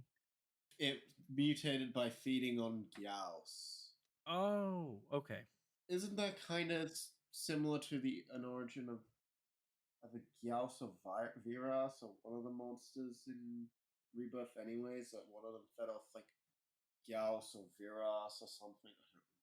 I don't remember. I don't But remember. so maybe my only concern is why would they really do two lizard-like monsters that have tongues that come out? Why not? You think they're not gonna radically redesign them? I guess they could, and I obviously they'd bring Gauss back. Like that's the unfortunate I reality. mean, okay, like I don't. As funny as it would be to announce a crowdfunding campaign for a season 2, as genuinely hilarious as that would be, at best, 10-minute animated short film. Really? Yeah, something like that. Maybe like a 20-minute like episode length. I don't expect it to be anything that crazy. I don't disagree. Like maybe like an epilogue, like Gamma Rebirth Yeah, epilogue. like an epilogue that just features Barugon. Like I think that's very possible. Like I and feel like it's the most possible, frankly. right, and it would probably find a way to like tie up the last like 3 threads that are from it because isn't like Oh it's yeah, that kid who died and is just revealed to still be alive. yeah, it's the kid who died, baby Gamera, which sets up like the whole God. Toto thing, and then Yeah, the iPhone thing, I guess. yeah. Like those 3 things could be like Wherever you go with the iPhone. I mean, it very well could be like they jump to the future where that one guy's like a billionaire and they're trying to see if they can find what's his name. It's really like it's like what's the kid's name that died that's alive? I don't remember. It's You something think really I'm gonna remember? Boko. It's Boko. Oh. Like How maybe do they're you like, what if Boko's still alive? Let's go into the Hollow Earth and see.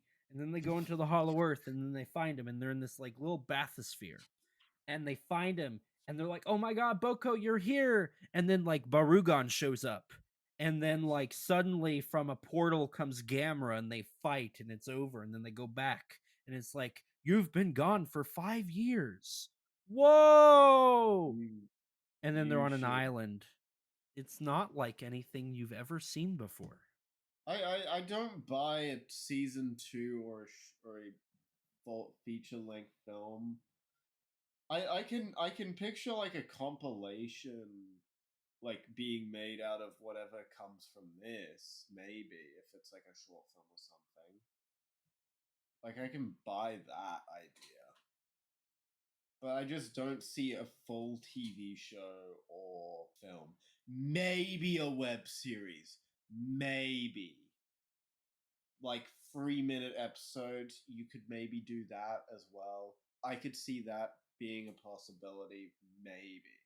See, I definitely because I That's don't basically what the Godzilla Fest stuff is, anyways. At this right. point, it's a web series. And then like it would be broadcast at like next year's like if they do another Gamera Expo. Yeah, sure, something like that. I mean that makes sense cuz here's the thing. There's no way they're going to try and license or not license fund a full feature length film that's animated or a full length series like season that's even if it is just 6 episodes, they're not going to fund that off of a crowdfunding. And the thing is, if Katakawa does that, like they do their animation in-house. So it's basically saying, give us money so we can charge you for this. Like there's no way that that's what they're going to do. If anything, I think It's like it'll Toho even, has enough audacity to ask us to pay for their suits. and respectfully, we've seen that like Toho stopped doing it. Like they didn't even do a crowdfunding for this last one.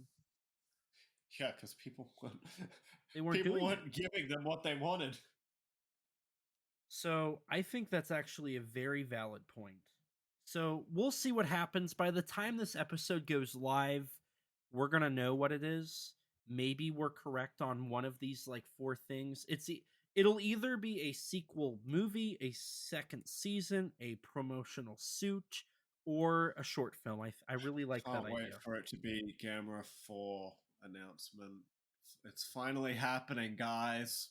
So we'll see what happens. I mean they did a crowdfunding for the restoration of the Gamera 3 suit, right? Or was it the Gamera 1 suit? Legion. Legions. Okay. So that's like what we got going is like they've done that, which makes sense, right? Cuz that's going to be used in free expos. Cuz I don't think it costs money to go to the expo. I think it is a free exhibition. Yeah, but they use it for other expositions too, like the Tokusatsu DNA stuff. Right.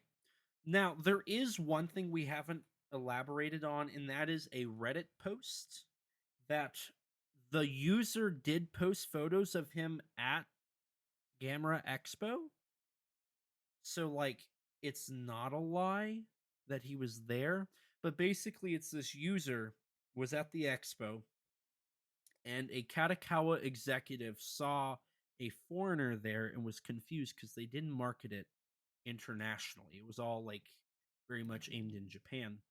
And I guess they had a conversation. I guess somehow like they were able to communicate. And this user straight up said, "What is this Gamma Rebirth crowdfunding project?"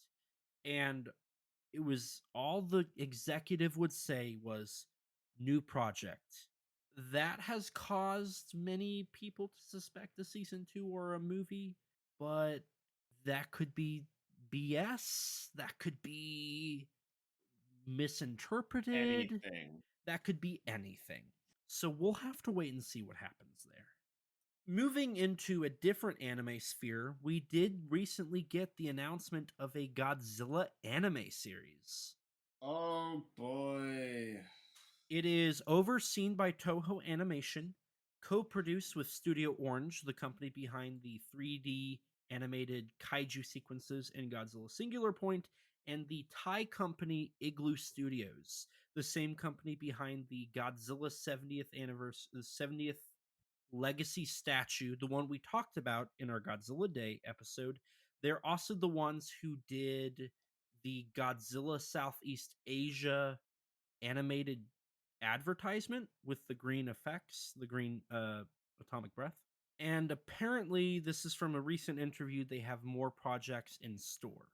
So, more merchandising and just more projects in general, which this lines up with a recent press release, not recent, but semi recent, with the unknown Southeast Asia Godzilla project. I believe this is what that's talking about. I don't think we're getting a Thai or Chinese like Godzilla movie. I think it's straight up supposedly this anime. We got a single piece of concept art with Godzilla and this kid who looks morphed like he's half kid, half Godzilla. And the premise of the show is a boy is given the power of Godzilla, which is very similar to a recent IDW Kaisei comic. Yeah, although in that case, from what I hear, I haven't read it, but from what I hear, in that case, it's less that he has Godzilla's power and he has just the Kaisei energy, which is just a stand in for radiation. That feels a little what's the word I'm looking for? Inconsiderate? This I haven't seen it, but I do have a little bit of an opinion on it. Let's hear it. Well, where do you stand first? You're like the anime guy here, so it's like, Totally. where do you stand?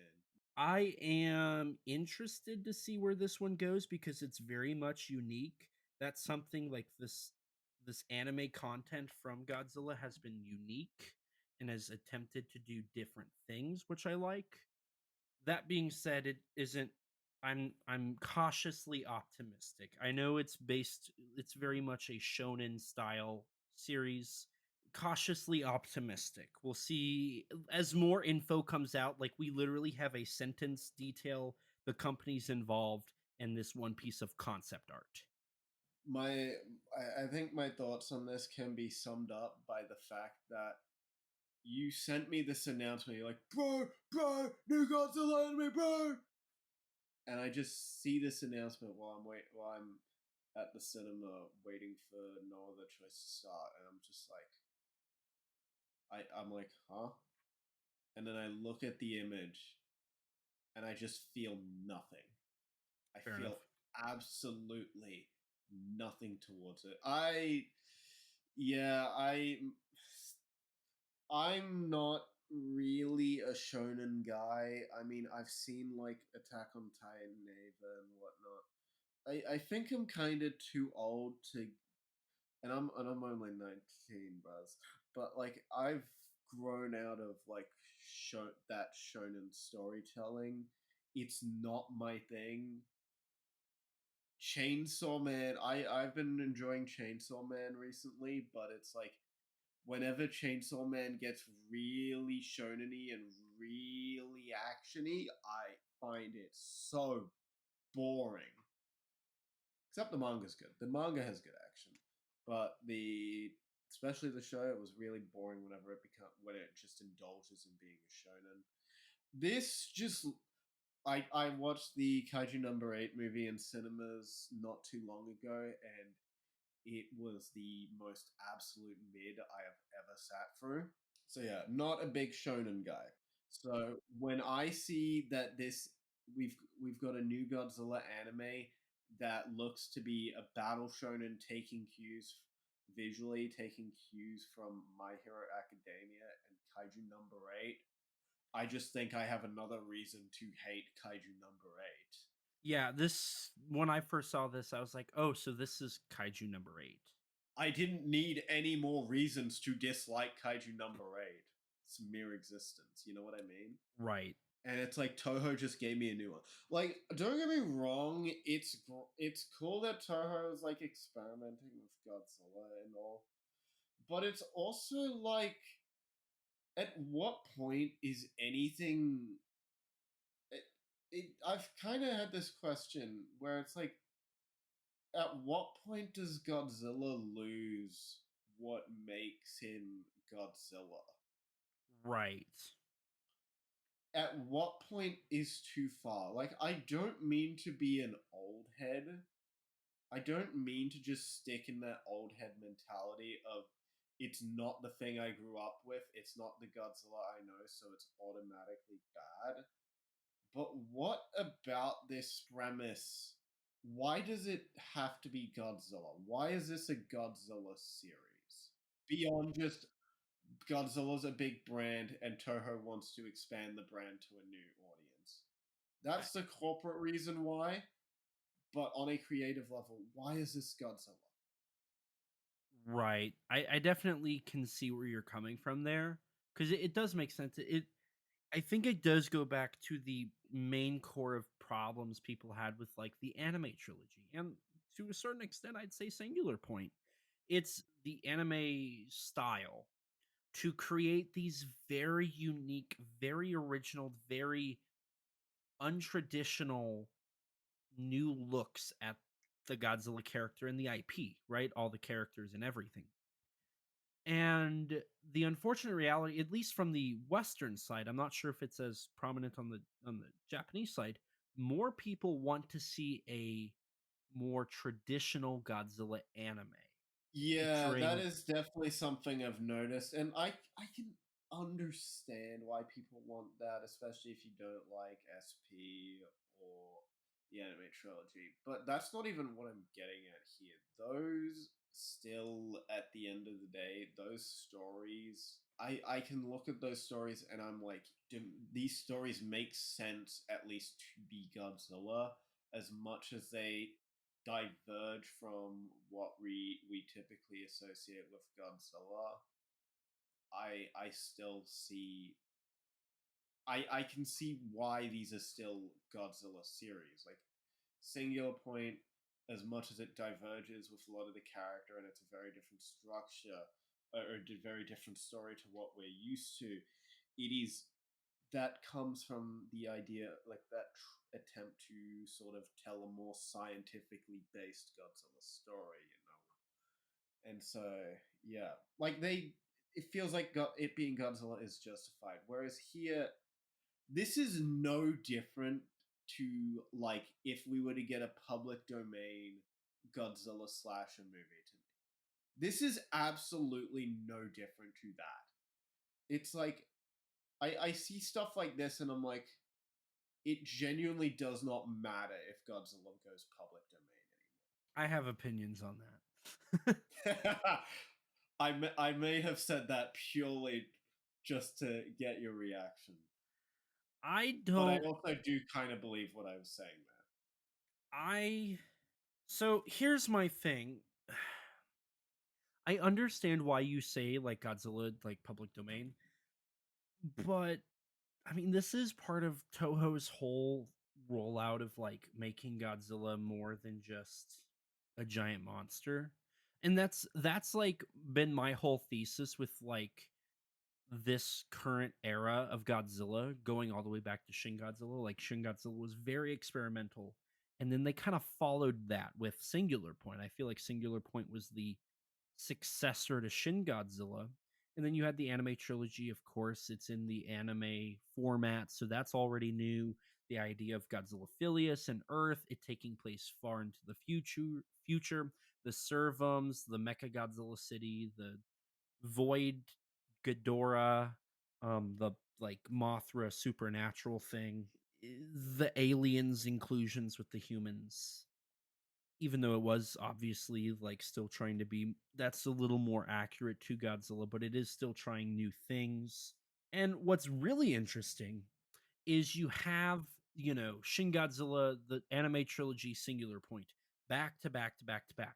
And then you get -1, which relatively the only thing about -1 that's different is the fact it takes place before 54. That's the Mhm. only aspect of it that really changes anything. Everything else, like -1 was a very safe movie. And I'm going to venture to say that -0, which we'll talk about -0 eventually, is going to be relatively the same. I don't think it's going to really try to be different in the grand scheme of things. So you have to see like Toho went from doing live action changes to anime being their core like variety. And let's not forget the anime division of the Godzilla stuff is handled by a completely different producer. I feel like it is more so that producer just trying to, like, since the live action stuff is going more and more back to basics and is being very successful, they're trying their hand at making stuff that is different and unique in the anime format. And honestly, I'll probably end up hating it, and you're gonna be like, see, you talked very highly of it, and you hate it. I probably will. Mhm. But I think I grasp why Toho is doing it this way. I think they're trying to branch out into the anime world more. I mean, they've collaborated with Kaiju number 8. They've collaborated with My Hero Academia. They've collaborated for a long time with Evangelion. I think they're trying to put Godzilla into the anime world, which is in of itself kind of interesting because we don't see that a lot, like the continuous push to bring a live action thing to anime and build a fan Mm. base there. But it makes sense because anime is one of the biggest things that Toho International is looking at. And so I think Mhm. the idea is how can we broaden the market of Godzilla to everybody, make it inclusive for everybody. I haven't seen Kaiju number 8. I have most of the manga. I think I'm missing like 4 volumes, and I have everything, including like the side stories. I haven't I watched the mean, anime or the movie. it's like, to me, it's like Kaiju number 8 is so generic that it's like, if I'm looking at a Godzilla anime and my first thought is, God damn it, they're just doing Kaiju number 8 and My Hero. Mhm. That's not a good sign that this is actually going to be anything interesting. Right. It's just following it. It's different for Godzilla, sure, but is this going to be anything actually new or interesting beyond just Godzilla hasn't done this? Sure. I have my doubts. Sure. I think it is important to note that, I mean, what you just said is very important. Just because you could do something doesn't mean you should. And I will be curious to see. I think the anime trilogy bit them in the butt, and that's why it took so long for something to come back. And then with Singular Point, obviously Singular Point season 2 is not happening, which sucks because it was going somewhere interesting. I think RIP. I think the issue with Singular Toe and Point. Joe, I'll watch your Ghost in the Shell. I'll watch your goddamn Ghost in the Shell, Toe and Joe. God damn it. I think Singular Point might have been not what I think it was an attempt to make something new while also trying to cater to the people who kept saying like we want traditional Godzilla, we want traditional Godzilla, and I don't think it worked out the way that Toho wanted it. Mm-hmm. And what I'm going to assume is there probably was a huge push to make Singular Point season 2 less traditional, less catering towards the franchise, and somebody said no, and it fell through. I'm going to assume. I'm not saying that's what happened, but I'm going to assume, and that's when the birth of this. I mean, look at it. They are once again. I mean, it's an international co-production. I mean, it's Studio Orange, so I'm just assuming, yeah, this came from, oh, Singular Points 2's not happening. SP season 2 fell off a cliff, so what's our new idea? Right. And look at it. It is an anime that's going to broaden the audience. Toho's involved, which is the first For time, I believe. for what it's worth, the best compliment I can give to it is the Godzilla silhouette. The design, he looks like -1, so I guess that's cool. But I mean, look, it's the fact it's a co-production is really cool. It's really cool, interesting to see that Toho's more invested in doing co-product. No, that's not true. They've been doing co-productions this whole time, right? They did Cinebazaar and Kara for Shin. They did Polygon, right? It was just Polygon. They co-produced with Polygon for the trilogy, right? Mm-hmm. And then Studio Orange and Bones and Toho did Singular Point.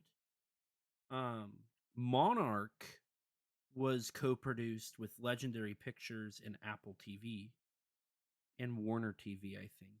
I think Warner was involved. And then -1 and -0 are co-produced with Robot Communications. So the fact they're following that trend, it's very this whole era of Godzilla being co-productions is very interesting to me. I Mm-hmm. think it says something about the Japanese film industry at the considering Probably yes. it's taken them 70 years and now they're exclusively only co-producing this stuff. But I'm really shocked that they're not co-producing foreign films. I think that's very interesting. Like they're not co-producing any of the legendary films. They co-produce Monarch but not the movies. That's very interesting. It makes me wonder like what Toho has going on for them to not want to do that. So that's just a little interesting thing I've noticed. Regardless, this might come out next year. I don't think it will, considering all we have is that like elevator pitch and concept It's art. definitely not coming next. I mean, it's been in development for a while. We know that. Yeah, that is possible. That it's not impossible. I don't know. We haven't heard. They gave us nothing. This announcement came out of nowhere. It came out of like an event in Singapore, I think, if I Yes. remember right. Yes. Completely out of nowhere. Which is So, crazy yeah. because Godzilla Day was like, you can't tell me that Like, elevator pitch that's and crazy. They didn't announce it on Godzilla Day. That's actually crazy. it almost makes me wonder if Toho's not wanting to push this a lot themselves. But on the topic of Monarch, I do have our last piece of news for this episode, and that is we have new information on Monarch Legacy of Monsters Season 2. Yeah, the trailer came out finally, and a release date. So this is kind of where we're obviously like we've kind of talked a little bit about what's coming this year. All of this news has been based around that. The prospects of Gamera, the unfortunate. Also, we didn't mention this, but number one Sentai Gozuger is reshooting right now, like the entire back half of the season because of controversies with one of the actresses. Yeah.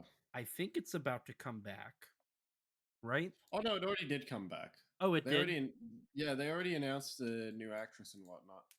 Do you have that info? Can you give us that real quick before we dive into Monarch? Yeah, so like there was some magazine scandals and a drinking scandal involving actress Maya Imamori, and unfortunately, the Japanese uh, idol industry isn't and entertainment industry isn't very great with this stuff. So she was pretty quickly dropped, and so her character is being replaced by actress Shida Kohaku. Which is she's from Dawn Brothers? Yes. Okay. Yeah, and so just another little bit there. From what I've heard, like the idea of underage drinking has like ruined people's careers. And so what happened is not only did Toei like fire her Oh from yeah, her Sentai, her career's done. There's yeah. No, it's not easy for that. Toei didn't only fire her from Sentai, but her talent agency dropped her.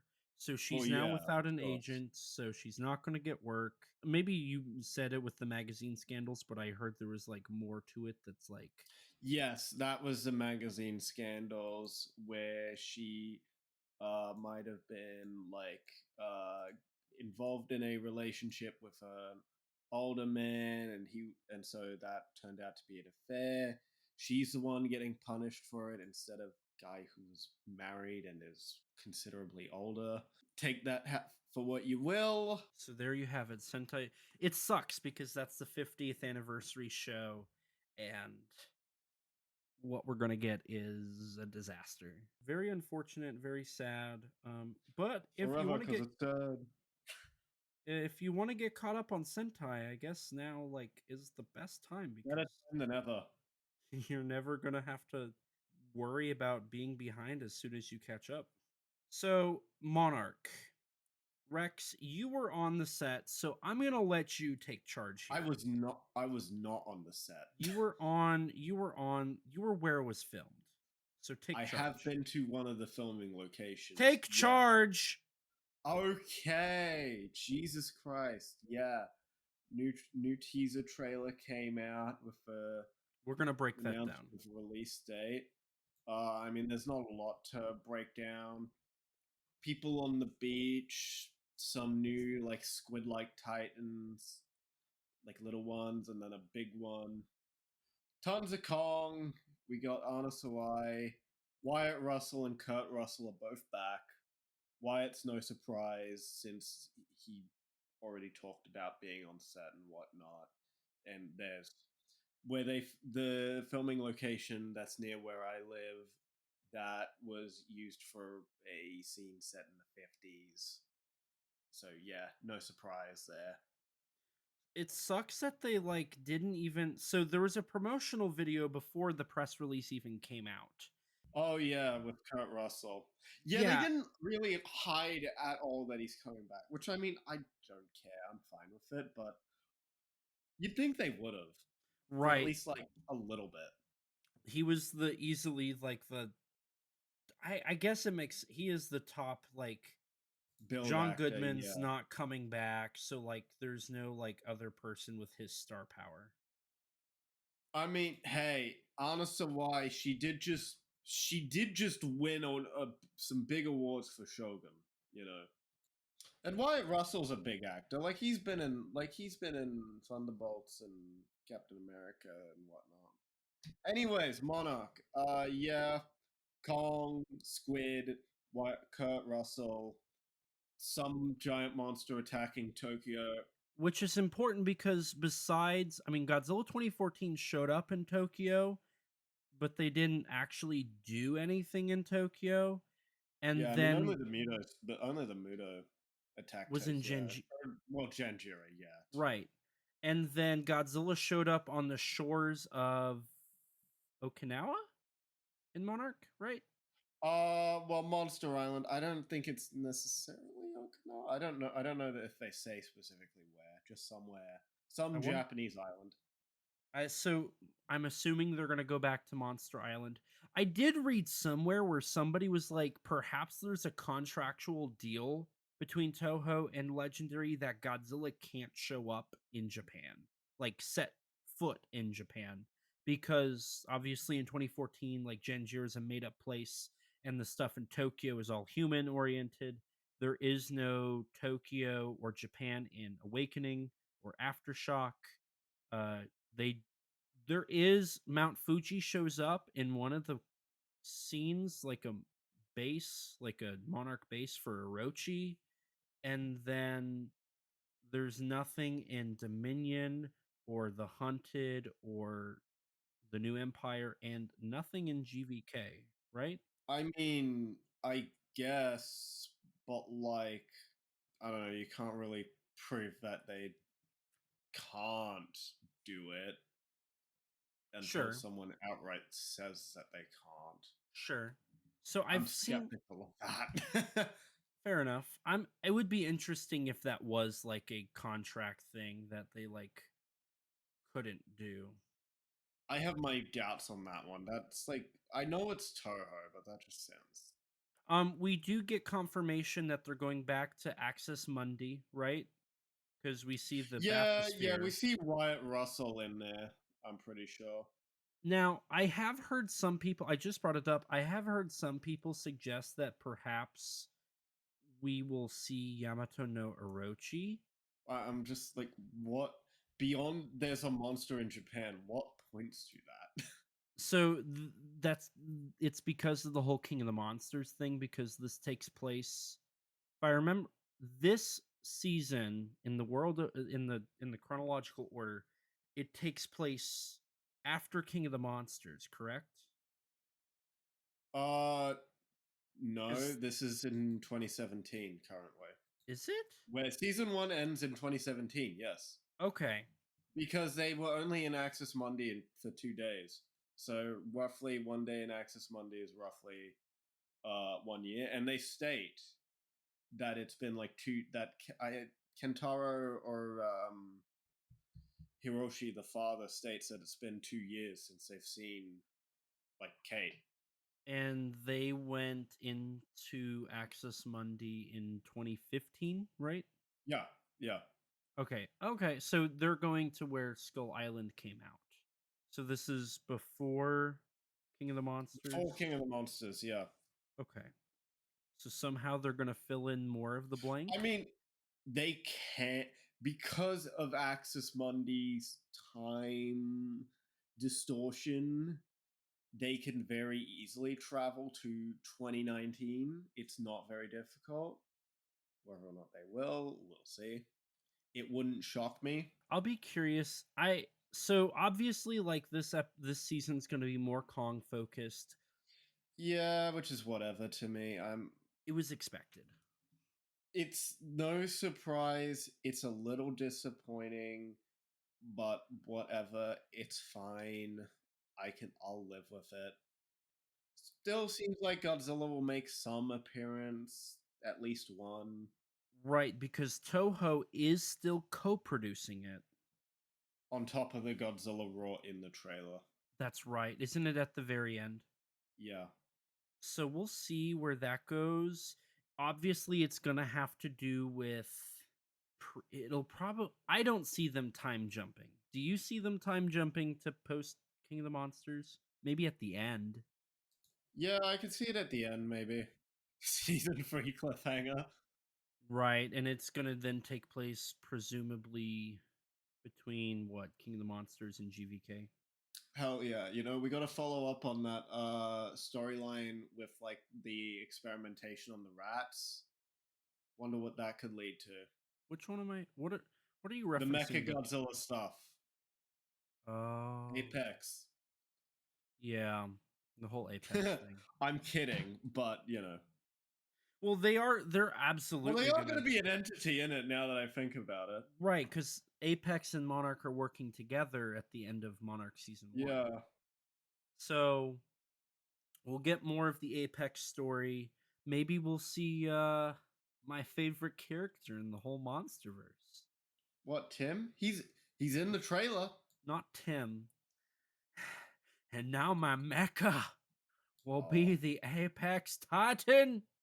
Sorry, I forgot Tim isn't your favorite character. He just is you. I forgot. Sorry. My bad, G. I'll be curious to see if somehow they bring in Walter Simmons. I doubt it, but that would be funny. I'd laugh. That's honestly, Damien Butcher. You'll find him in the most random things. So honestly, probably.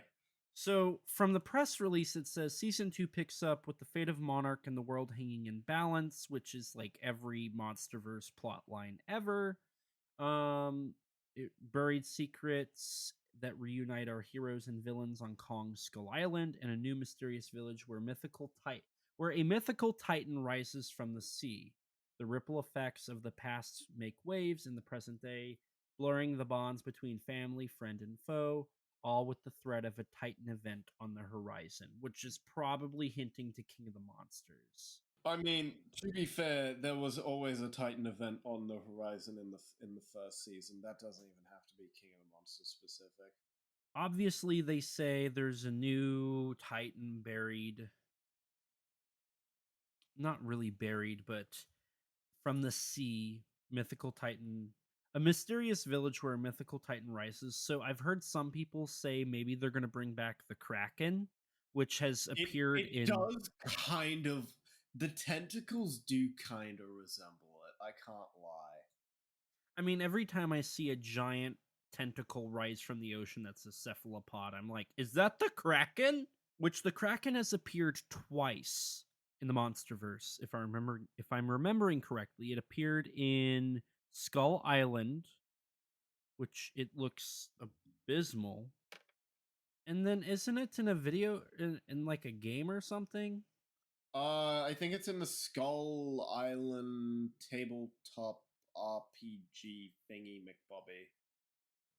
So it's apparently in the Return to Skull Island comic, which is the sequel. Apparently the head is laying on the shoreline. Tragic. Which would be funny, because if it does, then what that means is they're already decanonizing the comic, because the comic takes place, or the show takes place in the 90s. And then the comic is probably a follow-up, so that means it would be really funny if they just took this monster from the comic, or from the show, from the series, and then just did their own thing with it and completely decanonized their already dubious show at best. Right. So that'll be interesting. Full disclosure, I fully support this decision. Right. No, I do too. I don't think the I don't care. the Skull Island show has already been dubious at best if it's canon. So at best, it has one Skullcrawler, and that's it. Right. I don't think any of the characters really make any. There's not even a Monarch. There is the vaguest reference that could be Godzilla that they said isn't Godzilla. We'll see. I would laugh if the Kraken is obviously one of their already established monsters that they can pull from in the world of the Monsterverse. So I wouldn't be surprised if they're like, "Oh my god, it's the legendary Kraken." Um the funny part is we've already seen giant cephalopods on Skull Island. So it's like, "Okay guys, great. Thanks very much." Anyways, moving on. So it does say here in the press release that Hiro Masuoka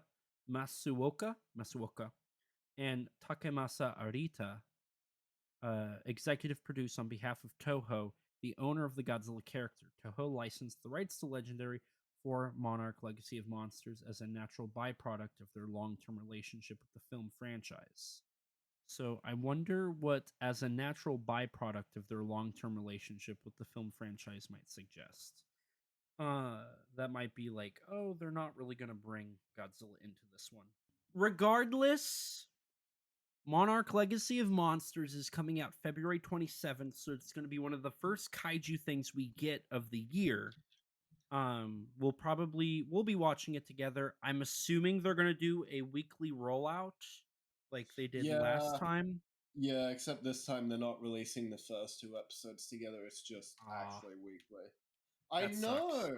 I'm disappointed.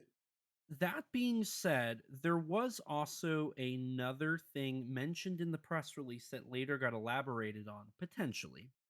And that is at the very end, it says Apple TV has a multi-series deal with Legendary Entertainment, which includes a second season of Monarch Legacy of Monsters and multiple spin-off series based on the franchise, which we already knew about this, right? Like that's nothing new. We've heard of cryptozoology, we've heard that there's a lot of things in development, and then we heard that Apple was scrapping a ton of things because they weren't making money. So I guess they're still developing some stuff, at least for the Monsterverse on Apple TV. And then a couple days after this, we got some news. Are you aware of that news? Yeah, the Cold War set Wyatt Russell series. Yeah, it was reported by Nexus Point News on November 27th, Gamera Day. That's a prequel to the show, with Jobby Harold being the showrunner and executive producer. His wife, Tori Tunnell, is also producing through Safe House Pictures. Wyatt Russell is also going to be apparently an executive producer, and it's going to start filming in summer in Prague. That will not be a 2026 kaiju title, but we'll see how that goes. I don't know if I love the idea of like a Cold War. Like I don't really know when it's supposed to take place, or I guess I do, but I don't know. It just feels funky. I already think it's kind of odd how they're doing season 2 with Wyatt Russell, and it seems like we're just going to be like going like in between the events of season 1, presumably. So I find that a little odd. I would have rather just had a whole season of Monarch that's like about that instead of a spin-off show. With the topic of TV, do you want to go ahead and get into the TV side of Kaiju Entertainment? I think that's a great idea. Well, I'm going to bring up the obvious one that's currently airing into 2026, Ultraman Omega. I've not kept up on it. I know it's done very well.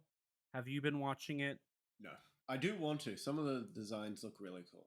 And Subaraya really is the one who's pushing for a ton of stuff this year, potentially.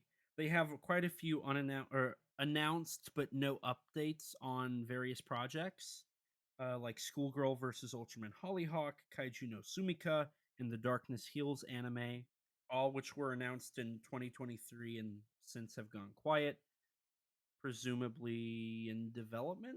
I find it really wild that they announced like those 3 things plus I think they announced like a 4K restoration and the Ultraman doc and all the Ultraman movies and TV shows, and like it just was a lot, and they've like only tackled a quarter of it. Maybe eventually. And then if you didn't already mention it, I'm no doubt there's going to be another Ultraman series following Omega itself. And that comes, you remember where that came from, don't you? Yeah, there is that like document that mentions Ultraman shows till the end of time, basically. Yeah, I think I want to say it ends in 2028. Like there was one for Yeah, it does. 2028. It does. Yes, that's correct. We'll be bringing up untitled Ultraman series for the next like 4 years. Until they Sentai us, you know. Yeah, no kidding.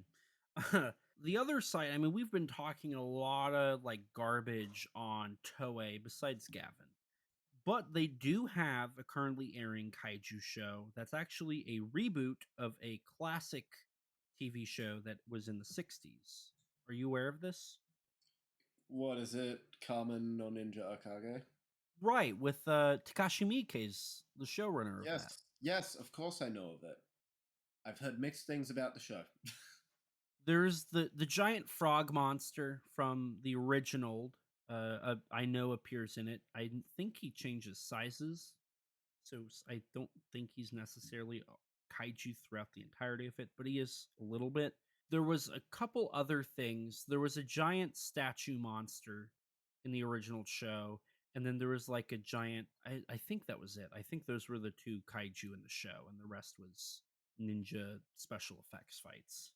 Sadly, that kind of covers everything in terms of TV shows that we can pretty safely say is going to come out this year. It's not like can't see Pacific Rim coming out anytime soon, sadly. There is one more thing I'm going to say about the Sentai thing, and then I'll call it good. I'm very passionate about this. Yeah, you're passionate for a show you don't watch. The death of Sentai means that besides Ultraman now, there is no kaiju entertainment being produced regularly in Japan. The Kamen no Ninja Kage thing was like a one-time thing. It's probably not going to have like sequels or anything. The original show didn't. We're probably seeing the end of Japanese kaiju TV besides Ultraman. And Ultraman's going to be one show a year. Which this is like the first time that's ever happened. Usually there's been like spin-offs or stuff, unless you want to count anime, like I think Attack on Titan's still a thing. Oh, no, Attack on Titan ended.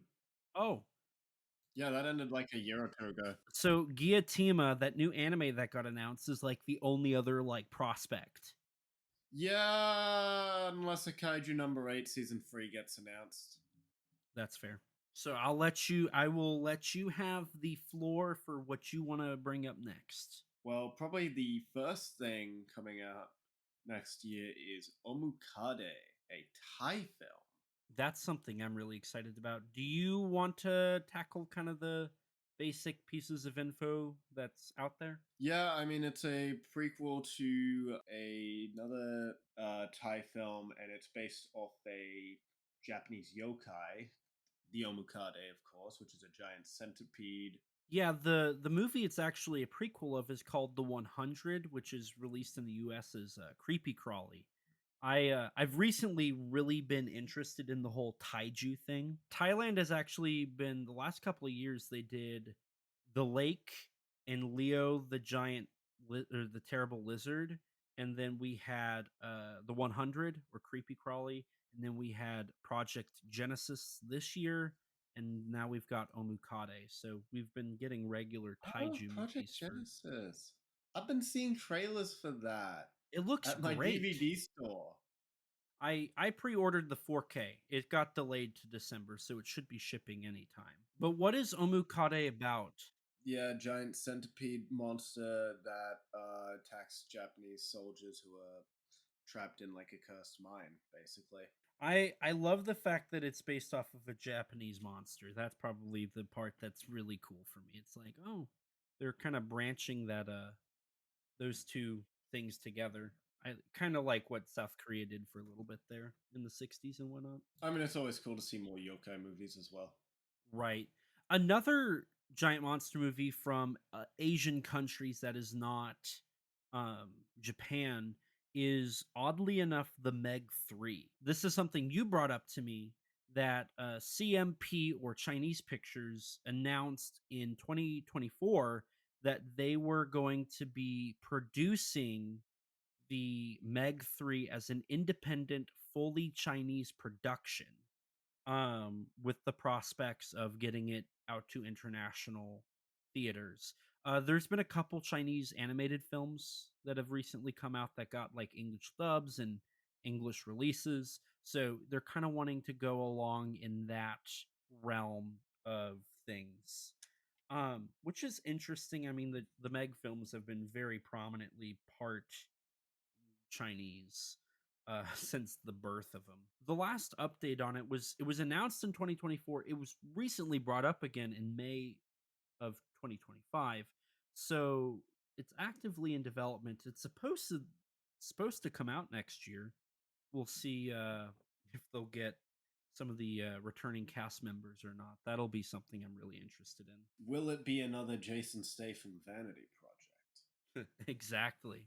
Outside of that, previously we've mentioned the film The Beast Beneath the Lake Bellare, still not out, so maybe it'll come out. It's a Swedish film, which is interesting, but we haven't had any updates for now 3 years. So it's supposedly done. Like there's a runtime on IMDb, but besides what Avery has done for like that IMDb, there's been nothing like actually announced about it. Taniwa is another film that I believe we mentioned last time. It's a New Zealand production. So, yeah, Kiwi film in pre-production. It is important to note there's a couple things we're probably going to skip over. There might be some Chinese web movies that have been announced that we haven't looked at.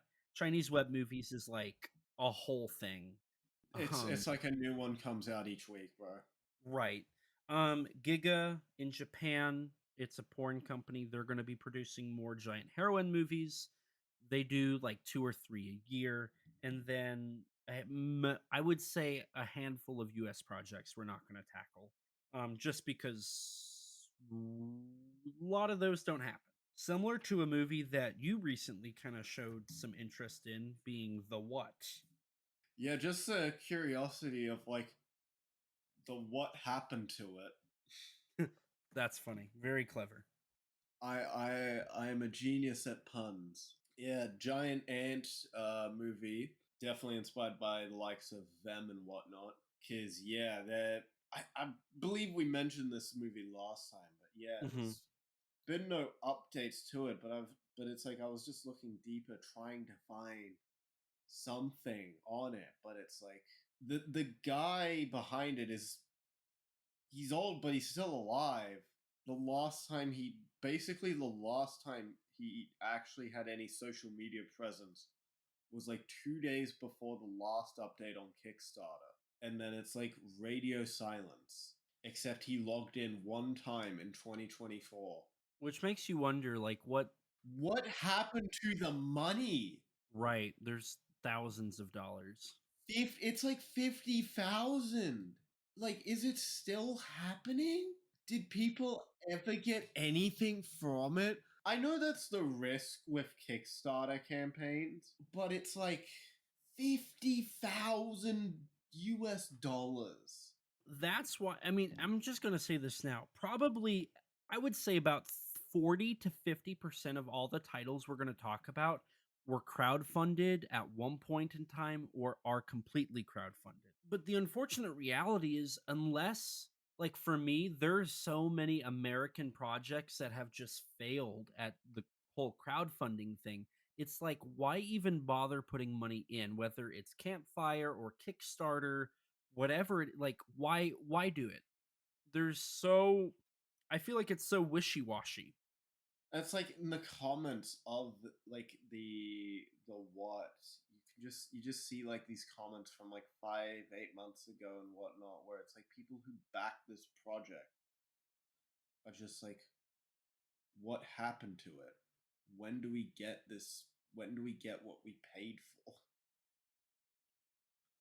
It was supposed to come out in December of 2024, apparently, because that's when the Blu-ray was slated on the Kickstarter. So, you know.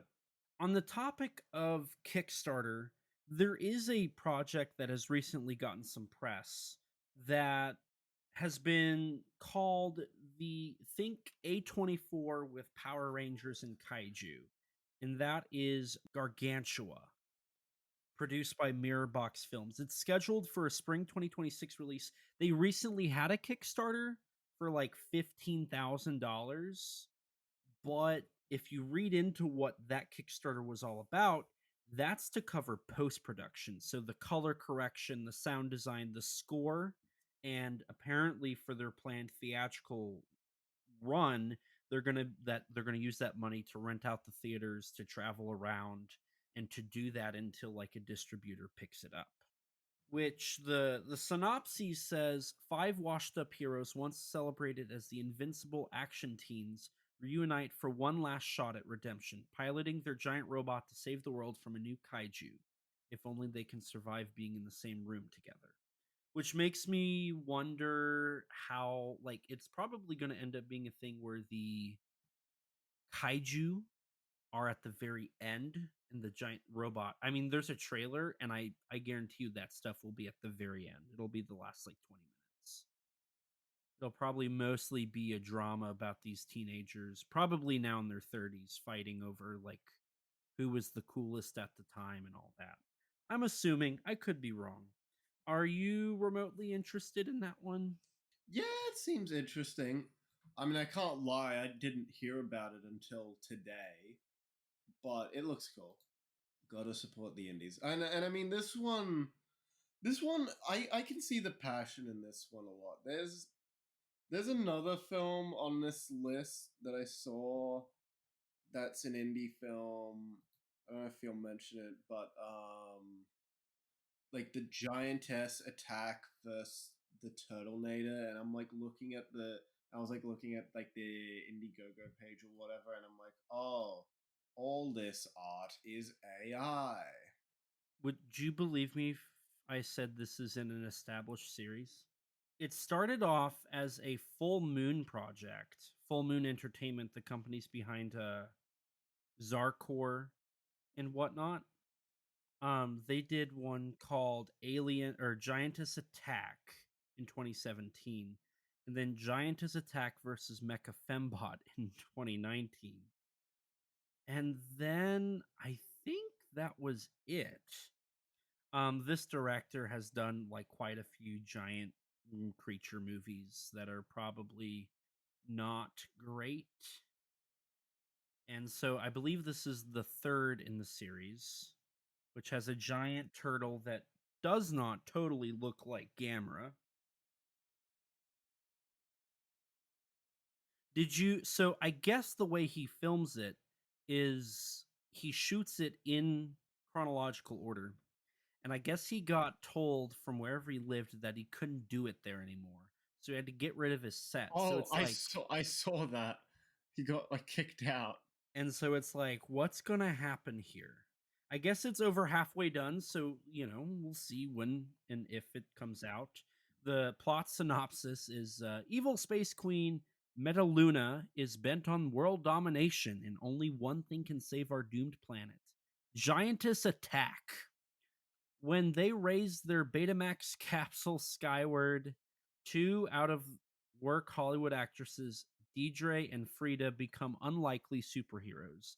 They grow 100 feet tall, crush buildings and foes, all they while being stylish and sexy. Do you want to talk about Cloverfield 2.4? We got an update in March. Did you see that? Wasn't it that the writer said yeah and then moved on or something? I don't remember. The director said that it's very secret, but you're going to get something amazing. Great. Wonderful. We've talked Thanks, about this bro. movie like 5 times. Maybe it'll come out finally. Well, do you want to hear of a movie that's coming from SRS Cinema that's probably going to be 10 times better? What is it? Dragon Lizard Lord versus Gorilla Monkey King. Let's go! It is, from my understanding, I don't know if I'm supposed to say this. So it's directed by Omar Saya, director of the Dragon Lizard Lord Super Monsters and Dragon Lizard Lord 2 Hammer Draco, which is like an MST3 or MS Paint film. I know that it's going to be released from SRS. I think Omar posted that like that's where it's going, is it's going to be released by SRS on Blu-ray. Yeah, but that kind of covers it for the American stuff. That's, I'd say, is worth bringing up. That isn't like hopeless. Right. That's a pretty good rundown of everything. But there is, do you want to dive into the loveliness that is coming from Japan? Yeah, I mean, in previous years we've mentioned Spire, the poisonous bug, which is like more of a supernatural based film. Which I do have some updates on that. Oh, Um, okay. So it's produced and directed by Ryu Taniyama, and I don't know if you've looked into it recently, but there is about 30 minutes worth of the film on YouTube, because what he's been doing is he's been releasing it in episode chunks on YouTube. He has episode 1 and then episode 2 part 1 and episode 2 part 2. He did upload a video in July in which he talked about the production, and he said that he's posted like it's in post production, like it's an active project that is almost like done, but it's been delayed a lot due to how he does the production, which, bear in mind, this is all like subtitled and whatnot.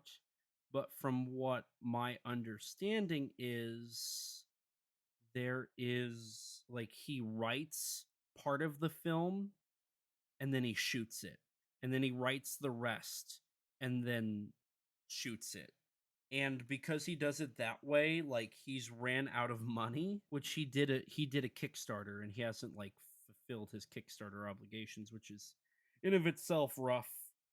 So he was like, if you'd like to sponsor the movie, please sponsor the movie. Apparently, like he just moved, and so he's tired, like he's in his 40s or something.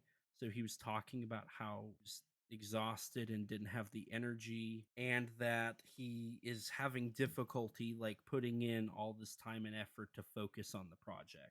I guess he updated like episode 3's on the way. He's into the like final stages of editing it, which, depending on how long it is, it might be long enough where he has like an hour. I don't know how long the film's supposed to be. I couldn't find that info. It's a lot like another backed project from Japan called Giant Spirit Beast Jagara, which is directed by Kyu Sugita.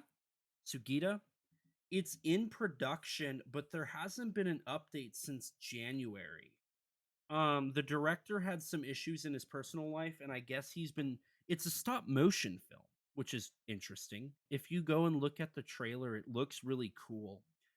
It's this like ghost monster.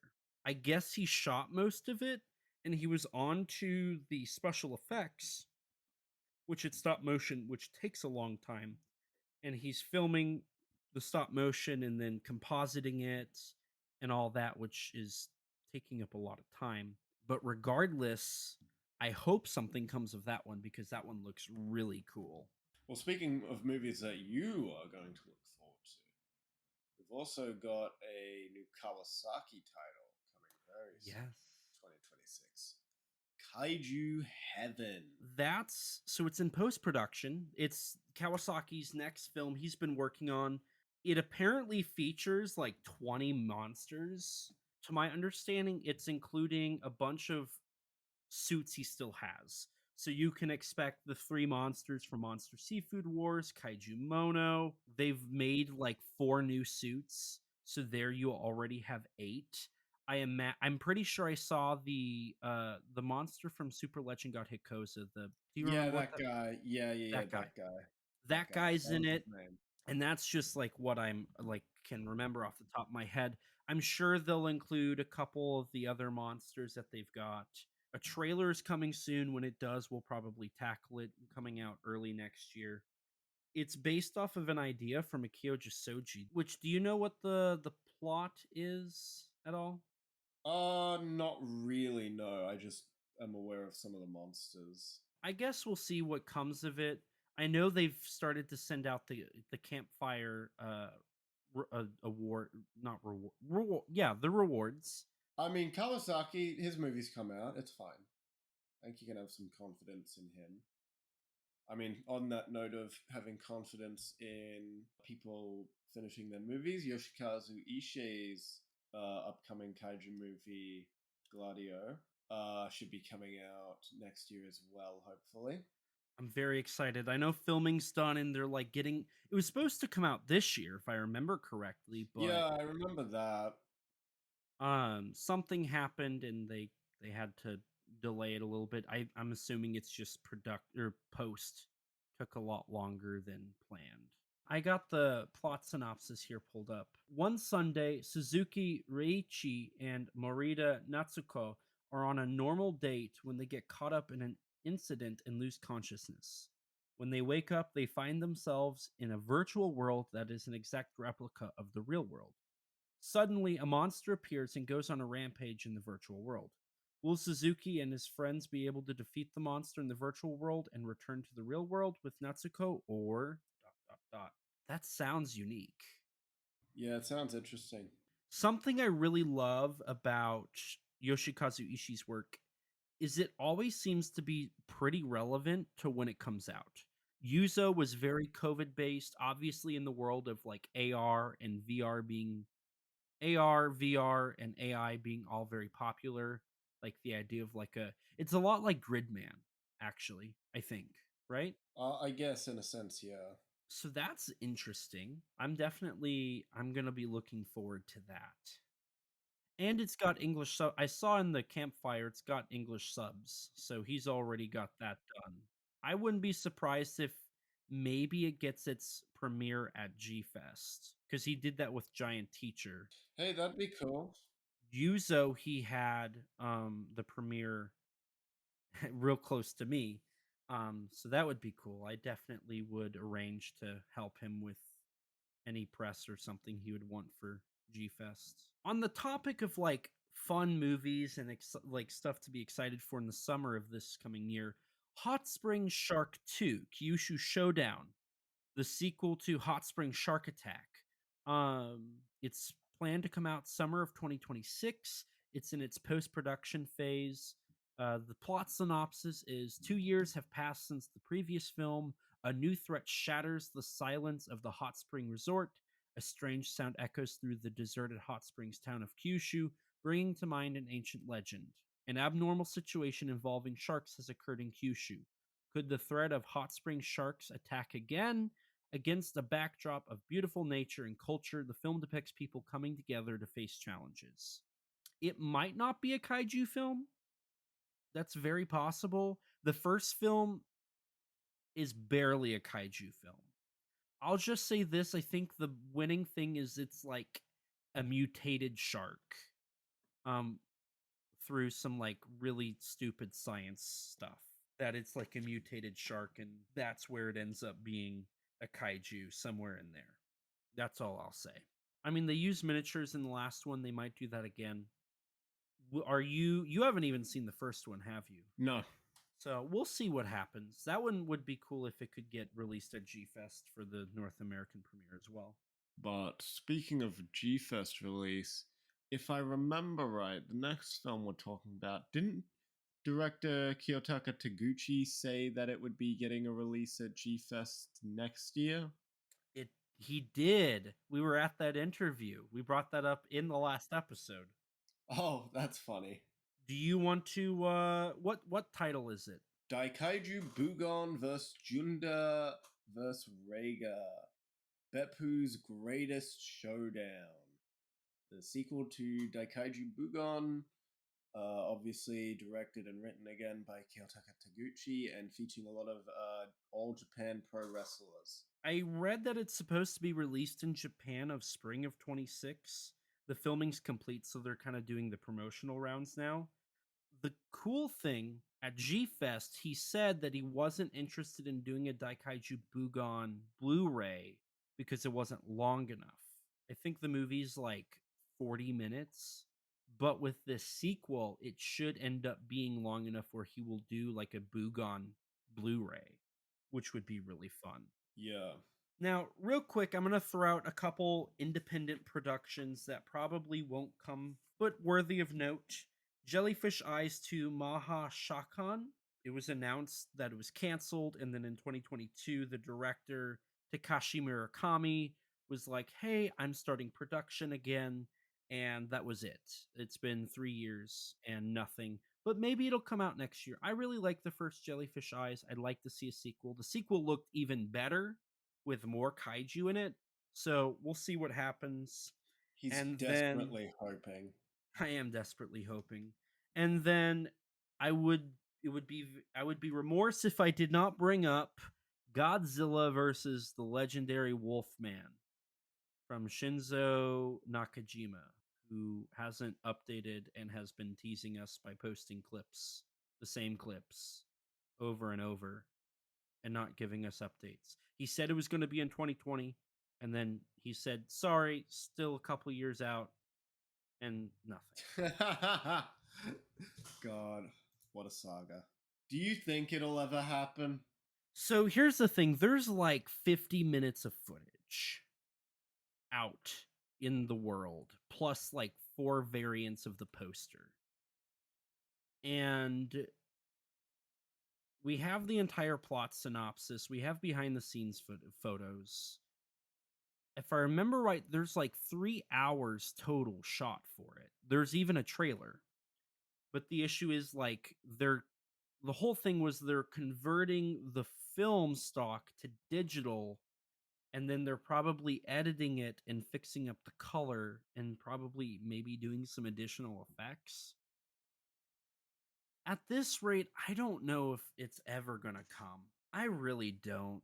That's one of those things that it's like Gamera 4, where I feel like most of us have just kind of Gave up hope a long time ago. Yeah, I think that's it for indie stuff. I think there's one more, and that is Valid Man. Oh, I meant to mention that one. Yeah, I missed it. Oopsie. I mean, yeah, it's another indie toku movie with an Ultraman like hero. I believe it's from a university student. Got some Kamen Rider cast members as well here and whatnot. Really? I didn't know that. Yeah, one of the actresses has a credit for Geats. Now, I do know it was originally slated to come out this year, and then it got delayed. It had a like almost final cut screened in May of this year for the staff, but there was still there was like supposedly some composites that still needed to be finished, and Yeah, right. apparently it took like half a year for that, because then they moved it to, actually it was very recent, it was like within the last month. They said it's scheduled to be released in 2026, and they were like sending out some like rewards for like supporting the film. I'm actually pretty excited to see Valid Man. It looks fun. That looks interesting, and it's a student-led project, so that's always nice to see. Especially for one that's not Kiyotaka Taguchi. That's so real.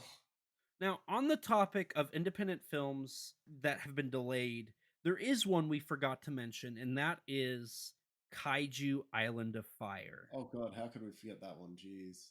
It was supposed to be released in May of 2024, and then it was delayed to 2025, and now it's back to 2026. It's been in post-production this entire time, with apparently more filming to be done, because we've had a handful of cast members announced since that 2024 release date. The most recent one was Gamera actor Yoshiro Uchida, who joined the cast. Linda Miller joined the cast. Tomoko Ai joined the cast.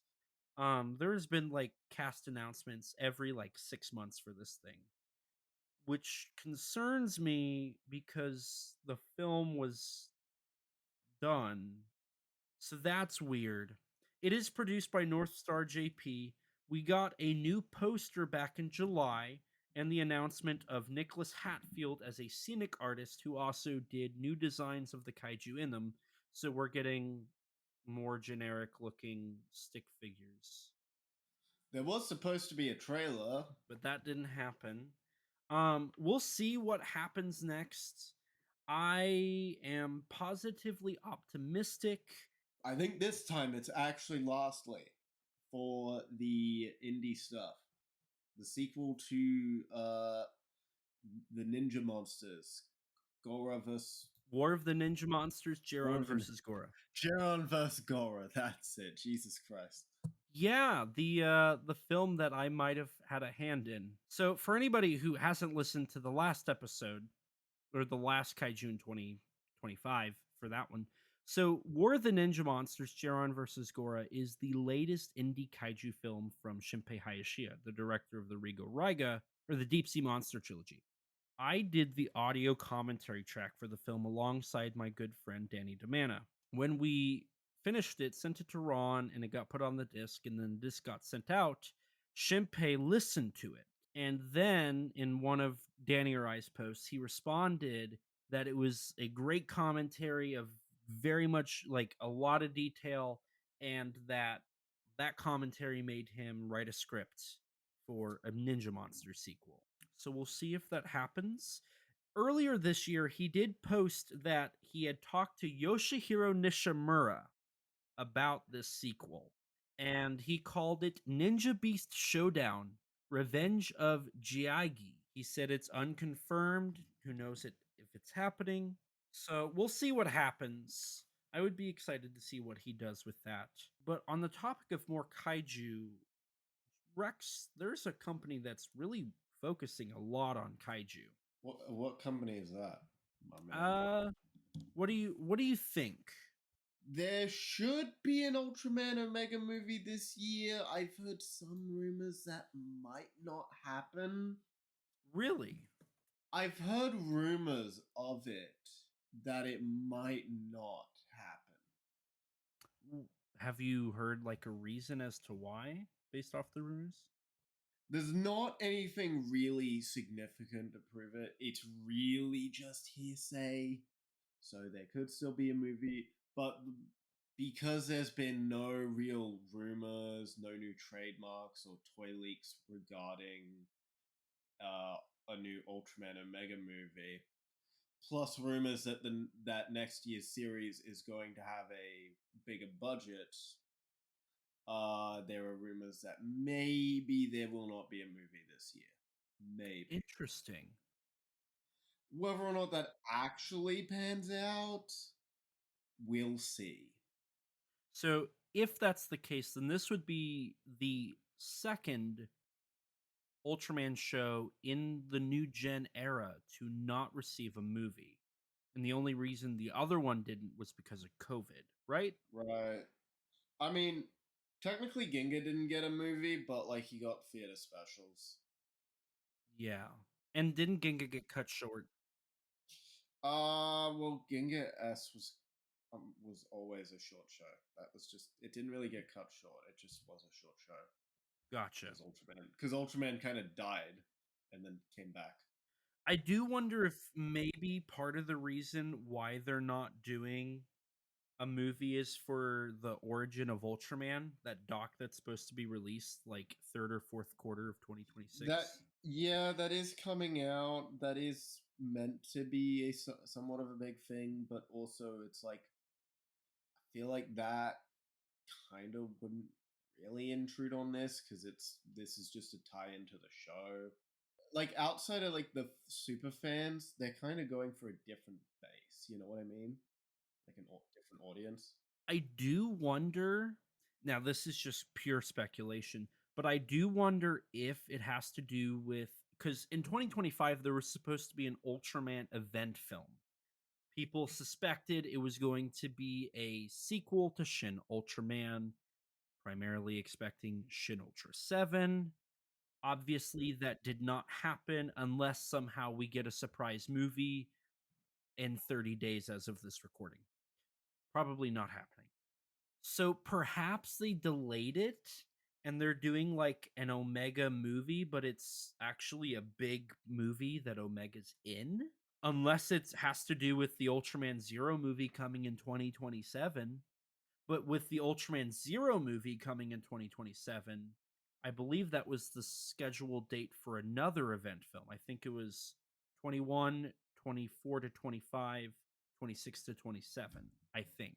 Maybe like they scrapped the Shin movies for the Zero movie and they're just because I don't see them doing this is what I'm wondering about because you have the origin of Ultraman in late 2026. You would have whatever the next season is, right, airing at the same time.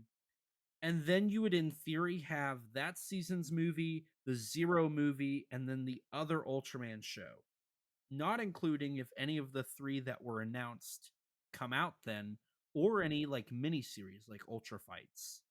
I don't see them doing that much content all together in 1 year. So maybe, just maybe, they're getting rid of the movie every year because I don't think they do that well.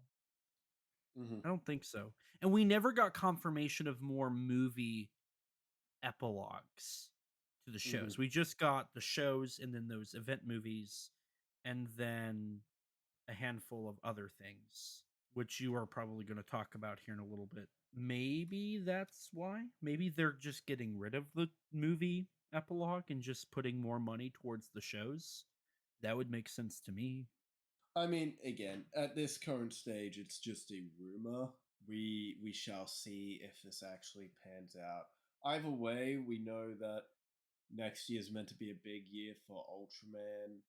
The next show seemingly is going to be a lot bigger, given it's the anniversary, especially.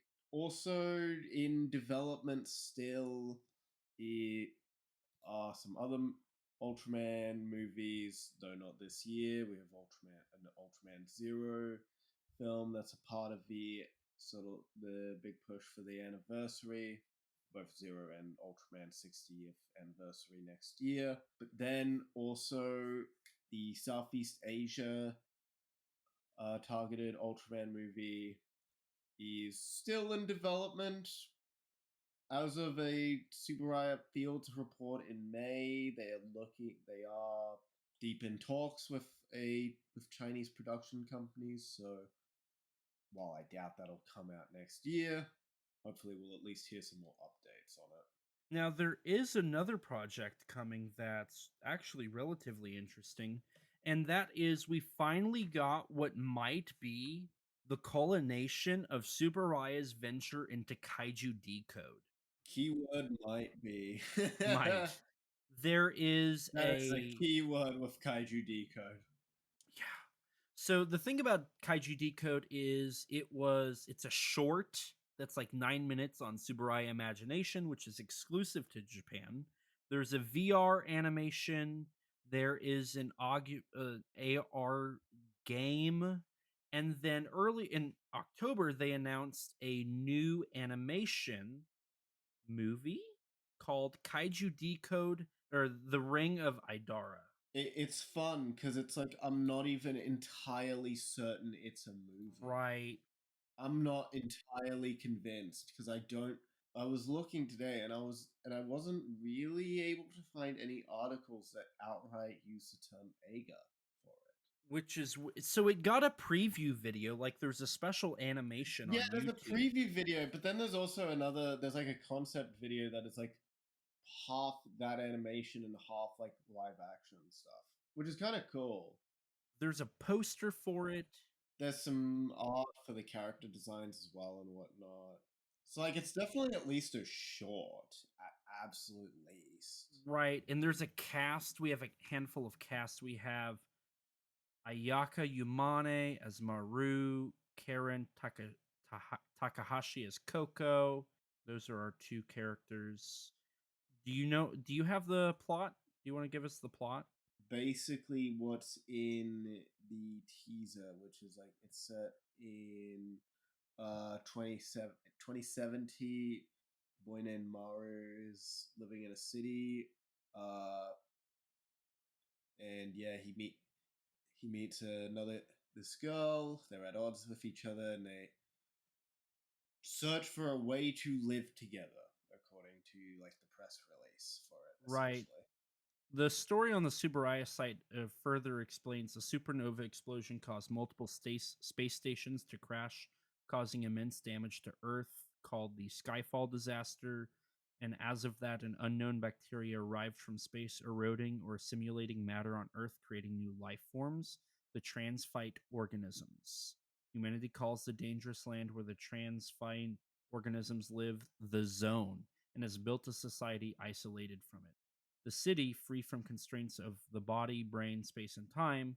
Maru, a boy living peacefully in the city, and Coco, left behind in the zone, are two people on opposing sides who must search for a way to live together.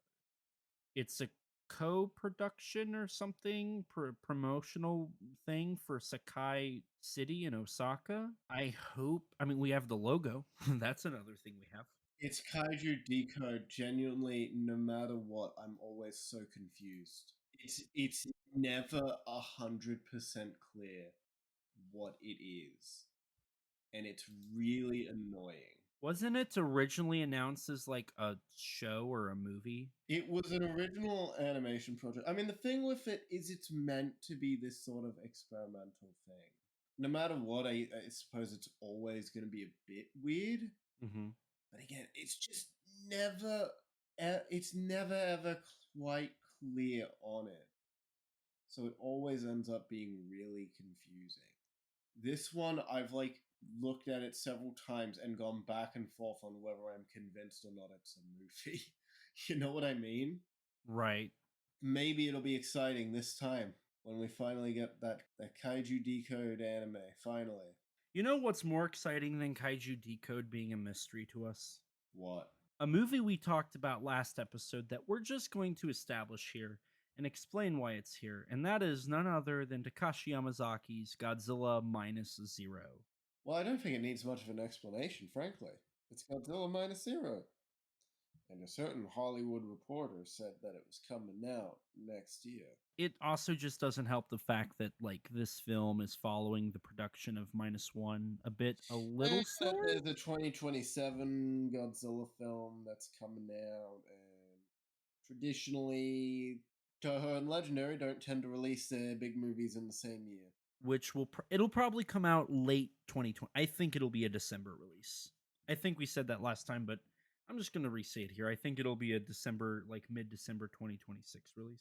Is there any? I mean, I feel like this episode we've tackled more kaiju stuff than we have ever done on the show any other year. That's also because there was a lot of news at the start of this as well. Even then, I feel like we've still tackled quite a bit, and I'm excited to see where this goes. I will say, for anybody who wants to get a shorter, like Cliff Notes version of everything, so they're not like trying to write this all down in a notebook or something. If you go to the Kaiju Conversation website, kaijuconversation.com / upcoming kaiju films, you can get an ever-growing list that updates semi-frequently that features all of the upcoming stuff. Anything that's announced, we try to get on there. If there's something we've missed, we have an email that you can send it to, or any of our social medias, and we will put it on there.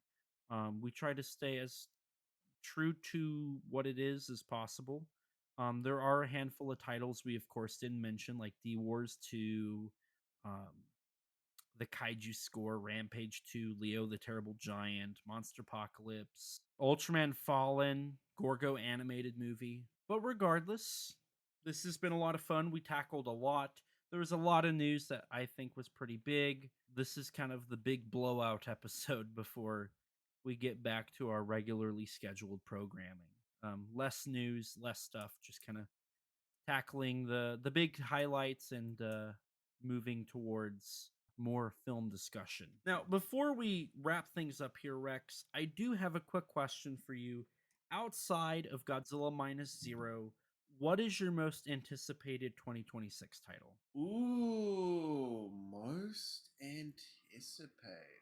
I would say Gladio is one that I have been excited for a fair bit of time. Monarch Legacy. For TV, it'd be Monarch season 2, I'd say. Ditto. But then for the actual films, outside of Minus Zero, it's a toss up between either Gladio, Kaiju Haven, or maybe even Gargantuan. That one seems kind of interesting. Really? That one just I don't know, something about it just seemed, just looking at the Kickstarter, the pictures just, I could see a lot of passion in that one. You know what I mean? Mm-hmm. So let's say you have to pick one. God. Okay, fine. I think if I were to pick one, I'd probably end up going with the Gladio movie. I liked Yuzo, so not against seeing more from Ishe-san, I know you're not going to disagree with me on that take there. As you said that, I've been scrambling looking at this list. Monarch is my top one for TV show too. Right now I'm at a crossways between 3 titles. Ishii's film, Omukade, and Kaiju Island of Fire. I'm gonna go ahead and cross out Omukade because Ishii's sounds really cool and I love his work. But I've also been we have a connection to Kaiju Island of Fire. Kaiju Island of Fire for a while. Yeah, so it's like, man, that one's like I'm friends with people. See it. I want to see it. I want to see it. Like, we did that interview. I'm friends with people on both productions. I don't know. I will say, if I'm picking a movie that I know for certain's coming out, I'm going to agree with you. Because as much as I have heard that 2020, like, we got the new poster, we got some cast and crew updates, we had an updated synopsis. As much as I want to believe that that's coming, I would not be shocked. I mean, that trailer hasn't been released yet. It's been 6 months. Yeah. So the trailer got unused. Makes me wonder if it'll come out. I'm going to go with Gelato. So that is the Kaiju Conversation pick for upcoming kaiju films besides the Godzilla movie. Hopefully it comes to G-Fest. We'll get a photo with Ishe-san. Last time he sold posters. I would buy another one. I need to get my giant teacher one in a frame. But maybe we'll get posters, get him to sign it. He brought 2 members of the crew last time. Maybe he'll bring crew this time. We'll see. It would be fun if it happens. Maybe he'll bring Machida-san. Maybe Machida's in it. Who knows? We haven't got any crew updates. So with that, I do think there is just one last thing we need to bring up, Rex. And what could that be? Hello, I'm Elijah, and I have a Kaiju and Tokusatsu problem. Joking aside, I am Elijah Thomas. I'm a writer. I've written for GodzillaMovies.com, Kaiju Ramen Magazine, Kaiju United, and my writing has also been featured in the book Giant Bug Cinema, A Monster Kid's Guide from Bear Manor Media, where I wrote about Ghidorah, the 3-headed monster. I also was given the privilege to work on the upcoming book G Cinema, an exploration and celebration of Japan's Monster King by Danny DeManna from Fonthill Media. I got to write the foreword for it, so that was really cool. It's definitely the definitive book on Godzilla, if I had to say so. I've also had the privilege to work with my good friends at Giant Monster BS on their 2nd season as a creative consultant covering, you'll never guess it, independent kaiju films. Outside of writing and podcasting, I also served as a consultant on the Titanic Creations Yongari figure. I think it's sold out, maybe it's not, but you can go to titaniccreations.com and order yours today, perhaps. I've also had the privilege to produce a plethora of bonus features for SRS Cinema. I've worked on Yuzo, The Biggest Battle in Tokyo, Live Relief, War of the Ninja Monsters, Jiren vs. Gura, Hoshi 35, Outer Man, and a long list of titles that are out and coming soon. You can order all of these Blu-rays on srscinema.com along with the DVDs or on any major online retailer. I'm also a filmmaker and YouTuber. You can check out my stuff on my YouTube channel, ET13 Productions, where you can see some of my short films and my old YouTube videos, along with an ever-growing playlist that features all of my appearances on YouTube. I do plan on getting some new videos out eventually, so definitely check that out. You can also check out my action figure photography on my Instagram at et13_productions and my X, the artist formerly known as Twitter, thanks Danny, at the same handle. Now, Rex, where can people find you at?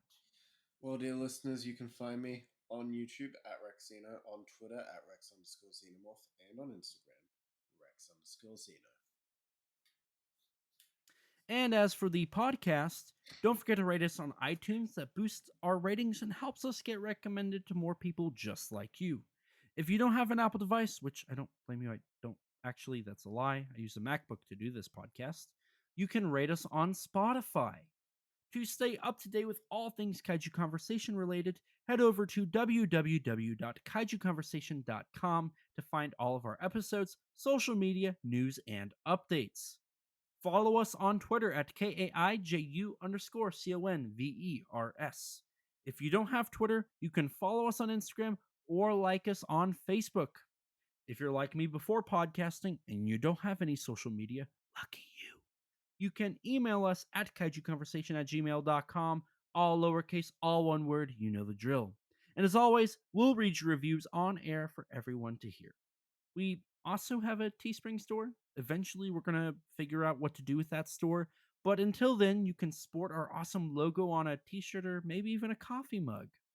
If you'd like to chat with us, check out our Discord server full of others that have similar interests to you.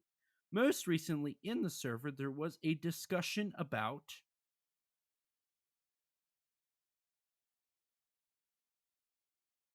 Godzilla, Kong, the New Empire, and the animation of Kong. It's a great community full of great people. Don't forget to subscribe to our YouTube channel and hit the bell so you can be notified anytime we upload a video. We sometimes post exclusives to the channel like bloopers for episodes or minisodes talking about news or other subjects. And a huge thanks to Rex for editing all of these episodes and all the other content we upload. His links can be found in the description below. Along with Rex, we'd like to give a huge thanks and shout out to Danny DeManna of the Godzilla Novelization Project for his amazing vocals on our theme song. You can support him by following him on Twitter at Danzilla93_GNP or visit his website GodzillaNovelizationProject.com. And a huge thanks to Gratton Conwell from the podcast Giant Monster BS for composing the music for our theme song. You can support him by following the podcast on Twitter at Giant Monster BS or on any podcast platform under the name Giant Monster BS.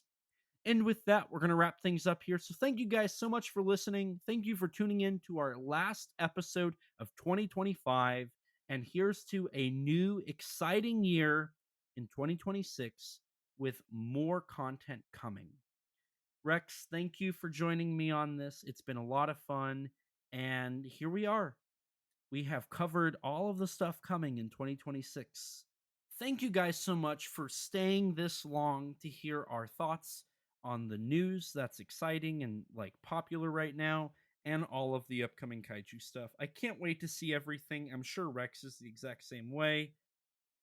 We'll see how 2026 goes. Have a happy new year, happy holidays, and we'll see you in 2026. And as always, please remember, life's too short to not talk big. Bye, guys. We are set, we are in debt, there's nothing to sweat. Life's too short now, baby. And not too big now, baby. Conversation. His name's Elijah, baby. And also Rex now, baby. We love those kaiju, baby. And you will too now.